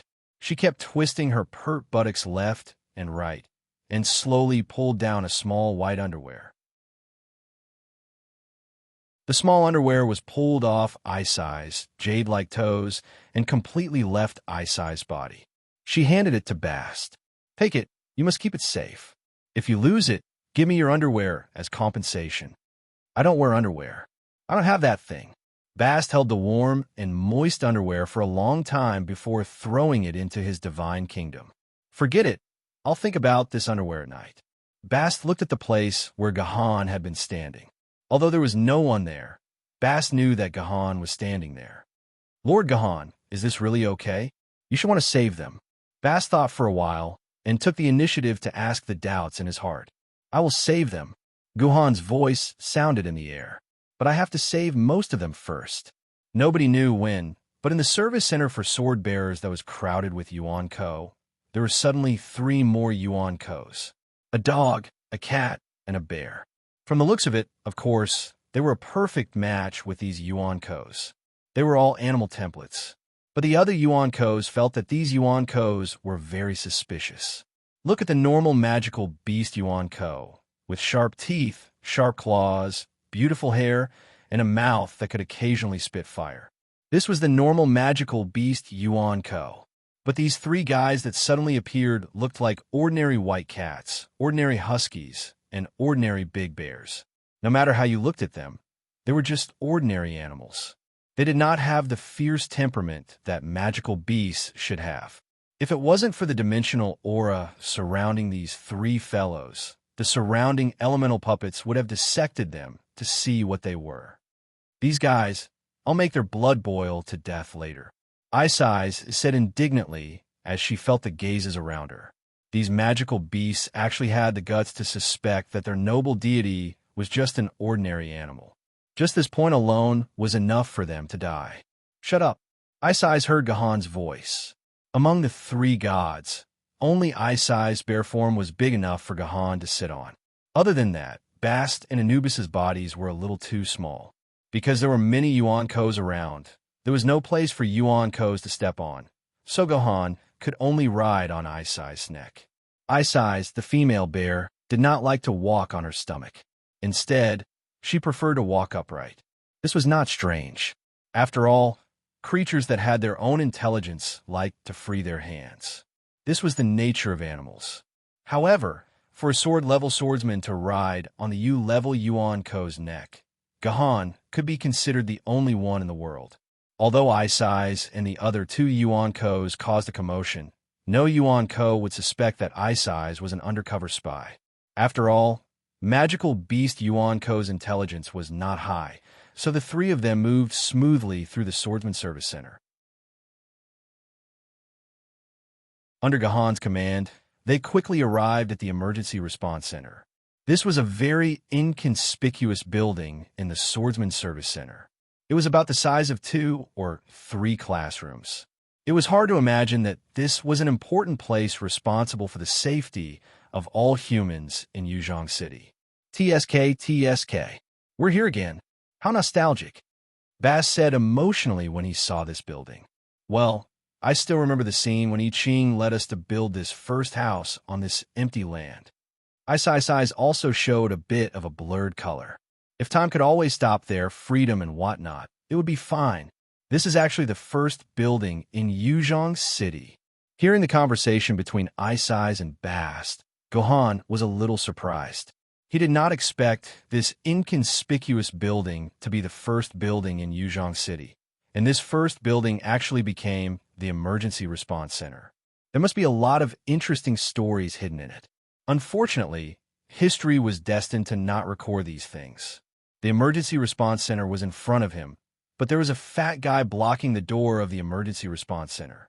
This was a big fat black cat. No one knew how it, as a cat, had fed its body to the extent of a pig. Regardless of its size or weight, it should be a pig. Meow, meow, meow. The fat cat rolled its eyes in boredom. Suddenly, it saw Bast, and its eyes suddenly flashed with a lascivious light. This fat cat just said, "You, come here." Ice Eye's bare mouth showed a smile, and then she translated the black fat cat's cat language. Don't ask me why a bear knows cat language. They have lived together for more than 1,000 years, so it is not strange to learn a few foreign languages. Meow, meow, meow, meow, cat. Bast meowed a few times very disdainfully. Go away from me. Ice Eyes continued to play the role of translator, translating Bast's words. Meow, meow. The black fat cat became even more excited when it heard Bast's voice, and the fat on its body shook. Little cutie, count yourself lucky. Meow King has taken a fancy to you. From now on, you are Meow King's beloved concubine. When Ice Eyes translated this sentence, she almost spat out a mouthful of saliva, which made Ice Eyes very happy. Ice Eyes was happy, but Bast felt that his whole body was about to collapse. He used his last bit of patience and said, Meow, meow, go away. I'm a master. I'm a male. If it was not for Gahan's warning, he would absolutely not make a move on the surrounding Yuan Ko unless it was absolutely necessary, so as not to beat the grass and scare the snake and expose himself.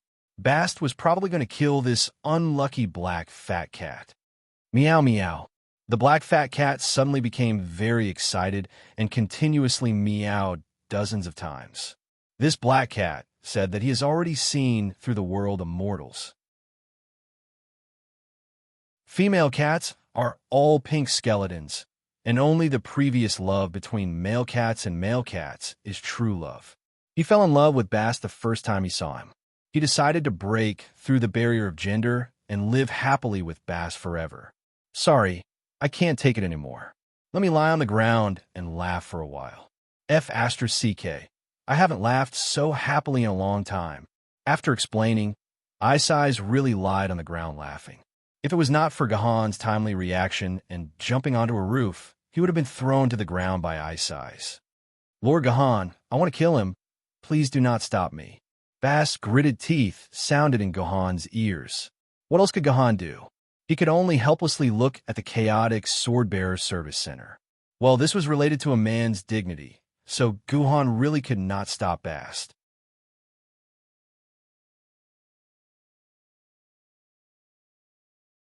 Chapter 523. A few minutes later, the sudden internal battle between Yuan silhouettes came to an end. The fat black cat was beaten black and blue by Bast, and more than half of its fur had fallen off.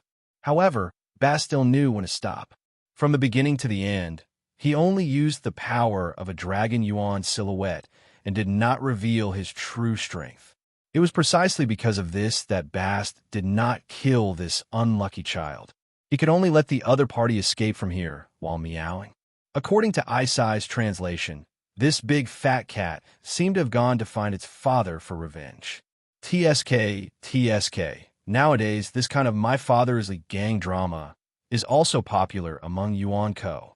In any case, the black fat cat that blocked the door was taken away, and Bast and the other two officially announced that this building was their territory. Seeing how Batet had fought just now, the surrounding Grand Elders all expressed that this territory belonged to Batet now. The interior of the Emergency Response Center was already a mess. All kinds of furniture were smashed by Yuan Ko, countless office supplies were thrown to the ground, and most of them were in pieces. There were 2 corpses lying in the corner of the office. These 2 corpses were no longer male or female. Their heads were missing, and only about half of their lower bodies were eaten. Their stomachs were dug open by Yuan Ko, and the internal organs inside were torn out. Half of them fell to the ground, and the other half was probably in one of the Yuan Ko's stomachs.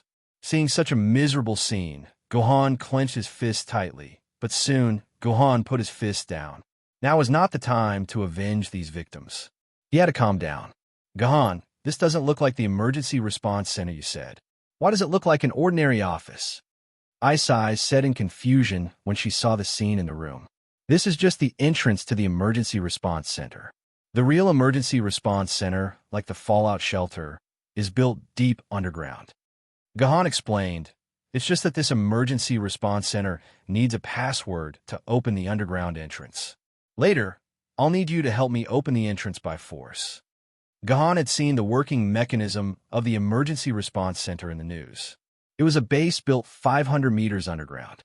Even if all of Yuzhong City fell, this emergency response center would still work. Such an important part naturally had extremely high defense measures at the entrance. It seemed that the entrance was protected by a 5-meter-thick steel plate and door made of pure dimensional crystals. Without a password, the only way to enter was to break the door by force. Thinking of this, Gahan was still a little worried. He didn't know if the Yuzhong Yuan Ko's strength could break this door. However, when Gahan pushed open a row of closets against the wall, found a hidden button on the wall, and clicked on the controller, he was surprised to find that the entrance door was not locked. Gahan only needed to press it lightly, and the door could be easily opened. There was no need for a password or anything like that. Sure enough, Gahan gently touched the green button, and the wall opened naturally. A slide deep underground appeared in front of Gahan. As long as he slid down the slide, he could reach the emergency response center deep underground. Then the question was, how did the door, which should have been in a locked state at all times, suddenly get unlocked? Could it be that Yuan Ko had already entered the emergency response center and destroyed all the equipment, causing the password to become invalid? Gahan didn't dare to think too much. He had to enter the emergency response center immediately to see what happened. Baudet, you block the door and stop all those who try to enter here. Yuan Ko, Anubis, Size, you guys enter my dimensional pocket and follow me. I want to see what happened in the emergency response center. After Gahan gave the order, Size and Anubis didn't want to run into the dimensional pocket at all. However, this was Gohan's order, and they wouldn't stay in there for too long. The two of them had to enter the dimensional pocket again and slide down together with Gahan. This was the second time in Gohan's life that he slid down this underground slide. The first time was 12 years ago. At that time, Gahan lost his parents. He didn't know if Gahan would lose anything this time. The slide went all the way down. During this period, several golden scanning lights scanned Gohan's body. These were the lights that scanned Gohan's identity. If they found that Gahan was not a human, but Yuan Ko, several passes under the slide would immediately be closed, preventing Yuan Ko from entering the shelter through the slide. This was also the reason why Gahan wanted Size and Yuan Ko to stay in his dimensional pocket. Gahan didn't want to be blocked on the slide. After about a minute or so of sliding, Gahan suddenly felt that his butt was empty. He knew that the slide had reached the end. With a beautiful cushion, Gahan successfully stood on the ground instead of falling to the ground. The entire emergency response center was dark. Nothing could be seen, but Gahan could smell a faint smell of blood in the air. This was the smell of human blood. Sure enough, Yuan Ko had broken in here. Had the humans been killed? Gahan immediately raised his vigilance to the highest level. His five senses constantly sensed the subtle fluctuations in the air. He knew that there must be something hiding in the dark, ready to launch a sudden attack on him. In fact, Gahan could also take out the flashlight to see the specific situation in the emergency response center. However, once Gahan took out the flashlight, he would inevitably be exposed to Yuan Ko's sight. This was an extremely dangerous thing. Gahan would rather both sides fight in the dark than fight in the light. Is he finally going to attack? Gahan's ears suddenly twitched. He felt a faint tremble behind him. He knew that the enemy was about to attack him. Gahan immediately drew his Sky Reliant sword and used it to block the attack. Wait, it's a sword aura. Gahan suddenly realized that it was a sword aura that was attacking him. Apart from a very small number of Yuan Ko, most Yuan Ko did not know how to use sword aura. Could the person hiding in the dark be stopped? I am Gahan, the sword wielder. If you're the sword wielder, please stop. Don't hurt your own people. Gahan immediately shouted. Soon, Gahan heard a surprised voice respond to him. Gahan, is it really you? It was a surprised and excited voice. It was a voice that Gahan was very familiar with. Are you Ifei? Gahan did not expect to hear Song Ifei's voice here. It's me. It's me. It's me. Song Ifei's excitement was fully expressed when she said it was her third time in a row. Then, Gahan felt a huge boob bumping into his chest. She wanted to press her body against Gahan so that Gahan could feel her trembling. Gahan, is it really you? Are you really here? I'm not dreaming, am I? Mom told me that when people are about to die, they like to dream about the things they like. Song Yifei said in a daze. What exactly had this little girl been through? Gahan could feel that she was on the verge of a mental breakdown. If Gahan had come a little later, the little girl might have really gone crazy. It's me, your good friend Gahan. I'm here to save you. What else could Gahan say? He hugged Song Yifei tightly and patted her back to calm her down. Great, you're really here. But why do I feel like I'm still dreaming? Song Yifei said in a daze. She pressed her face against Gahan's chest and greedily breathed in Gahan's scent. That's right, it's this smell. It was the same smell when we were in the hovercraft. Song Yifei recalled the time when they took the Eagle Cat Sword Spirits hovercraft to Changyang Mountain. At that time, Gahan and Song Yifei had shared the same bed for 2 hours. It was also around that time that Song Yifei was the closest to smelling Gahan's scent. He did not expect that Song Yifei could still remember it after more than a month. However, Song Yifei didn't seem to be satisfied with just smelling Gahan's scent. Her head kept moving upwards and finally spread out on Gahan's face. The two of them were face to face, lips to lips, and they actually kissed each other. It seemed like this was Gahan's first real kiss in the real world. If not counting Qingpin and Guyun, these two little guys would kiss Gahan's lips every morning. Gahan had given away 100 kisses. These are lips? Real lips? Warm and moist lips? Song Yifei shivered and became more clear-headed. She secretly stuck out her tongue, like a little snake, and tried to move forward. She wanted to pry open the lips that were stuck to hers and explore the mysterious place inside. It's done. At this time, Gahan grabbed Song Yifei's head and moved her away from his face. At the same time, Gahan's personal terminal emitted a bright light, illuminating a small area around them. Song Yifei still had an intoxicated expression on her face. She kept sticking her snake-like little tongue forward, as if she wanted to touch something. Yifei, wake up. Gahan had no choice but to grab one of Song Yifei's fingers and pinch a little bit of her fingernail. Ah, it hurts, it hurts, it hurts. Song Yifei screamed and ran away from Gahan with trembling hands. She had completely woken up from the intoxication.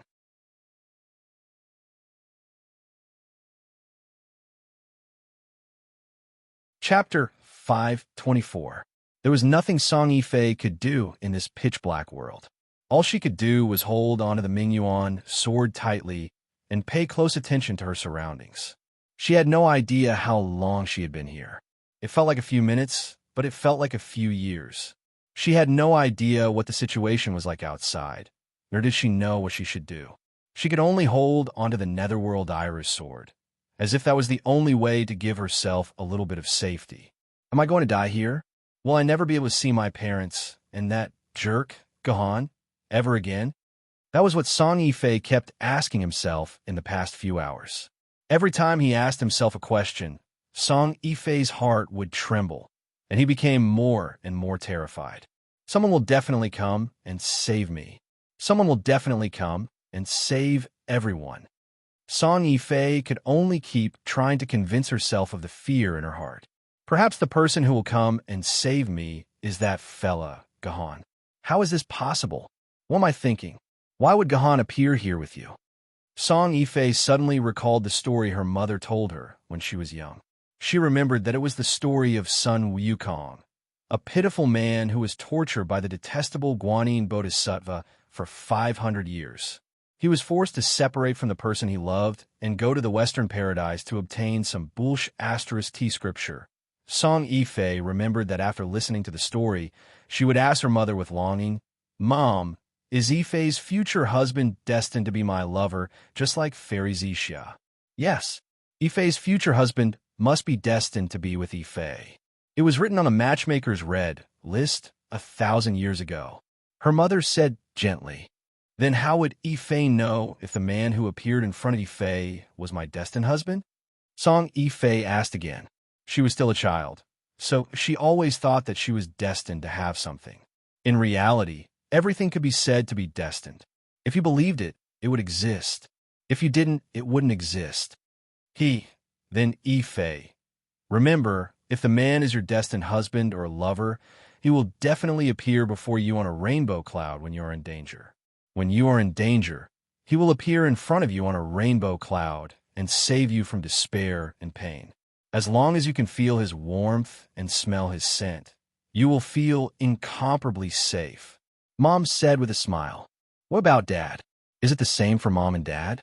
Song Yifei asked excitedly as he clapped his hands. Of course. Mommy and Daddy also decided to be together. Believe Mommy, Yifei, you will meet that person.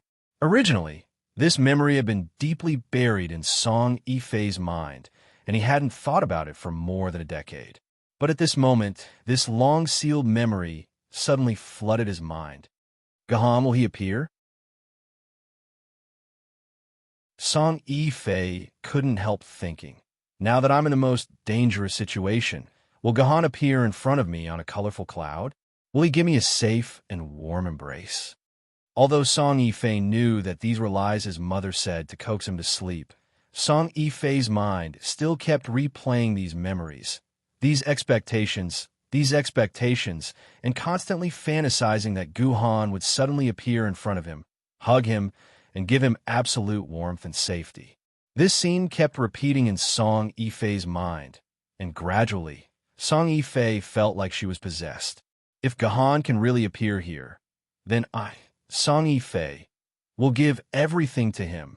My love, my body, my freedom, my will, everything I have will all belong to that man. If he's really going to appear here. Song Yifei, who was possessed, kept repeating to herself. From a psychological point of view, this was the moment when Song Yifei's willpower was at its weakest. If she kept repeating something to herself at this moment, then it would definitely be deeply imprinted in her mind.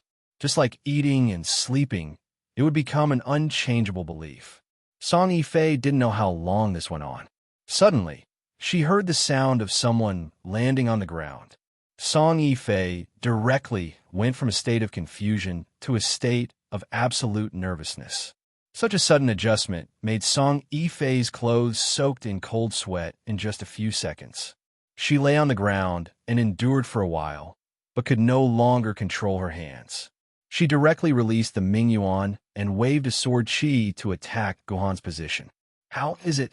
Did you kill that Yuan Ko? The sword chi disappeared without a sound. Song Yifei did not know what the result was. She was so nervous that she was about to order the Ming Yuan to attack again when she heard the voice that had been echoing in her mind countless times like the sound of nature. Stop! I'm Gahan, the swordsman. If you're the swordsman, please stop. Don't hurt your own people. This is Gohan's voice. That's right, this is Gohan's voice. Gohan really came. He really came. Song Yifei threw herself into Gohan's arms like a madman. She didn't even consider what would happen if Yuan Ko impersonated Gahan's voice. From now on, I'm yours. This was the most determined thought in Song Yifei's mind when her lips touched Gahan's. From now on, you are my one and only. Everything I have is yours, my hero. How are you feeling? Better? Gohan patted the back of Song Yifei's hand. Yifei, I didn't expect you to appear here. That's great. I was worried that Yuan Ko would. Well, Gahan actually rarely thought about Song Yifei. All his thoughts were on saving Yuzhong City. I'm fine. I'm fine. Song Yifei nodded shyly. She took the initiative to lean on Gohan's shoulder and hold Gahan's hand. Gahan, I know you will come back to save me. You will definitely come back to save me on the colorful magic cloud. What the hell is a colorful magic cloud? Gahan didn't know what was going on, but Gahan didn't care about these things. After making sure that Song Yifei was fine, he began to care about the situation in the emergency response center. Yifei, why are you here? Where's Ling who was with you? How is she? Gohan asked. Ling again. Song Yifei's words were a little jealous, but she immediately shivered. She realized that she had been so focused on being intimate with Gahan that she had forgotten the most important thing. Gahan, bad news. Ling and that Ku Rock-in are both seriously injured. Hurry up and take a look at them. Song Yifei said in a hurry. She had actually forgotten such an important thing. What? You said Ling and Ku Rock-in are here too? They're both seriously injured? Gahan immediately stood up from the ground. Where are they? Take me there. Hurry up. Under Song Yifei's lead, Gahan walked to a relatively empty place in the dark. He touched his hand and found two bodies lying on the ground.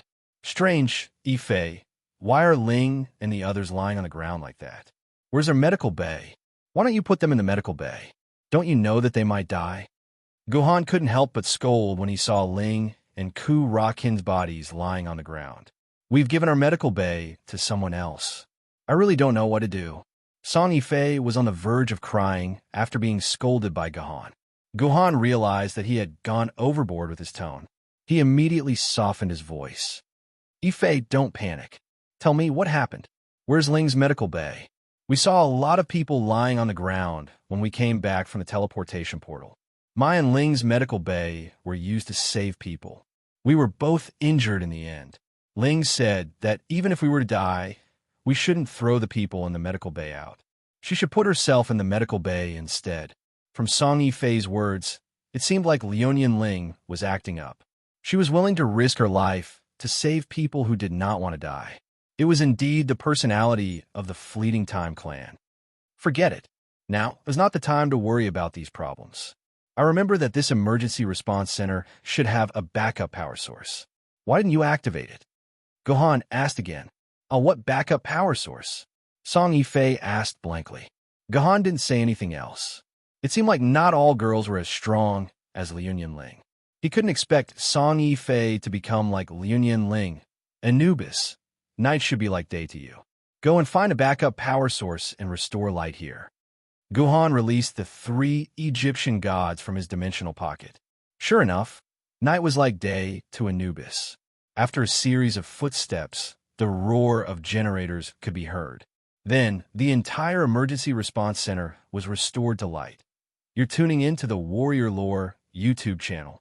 Don't forget to subscribe and join us on this journey to catch the most captivating stories.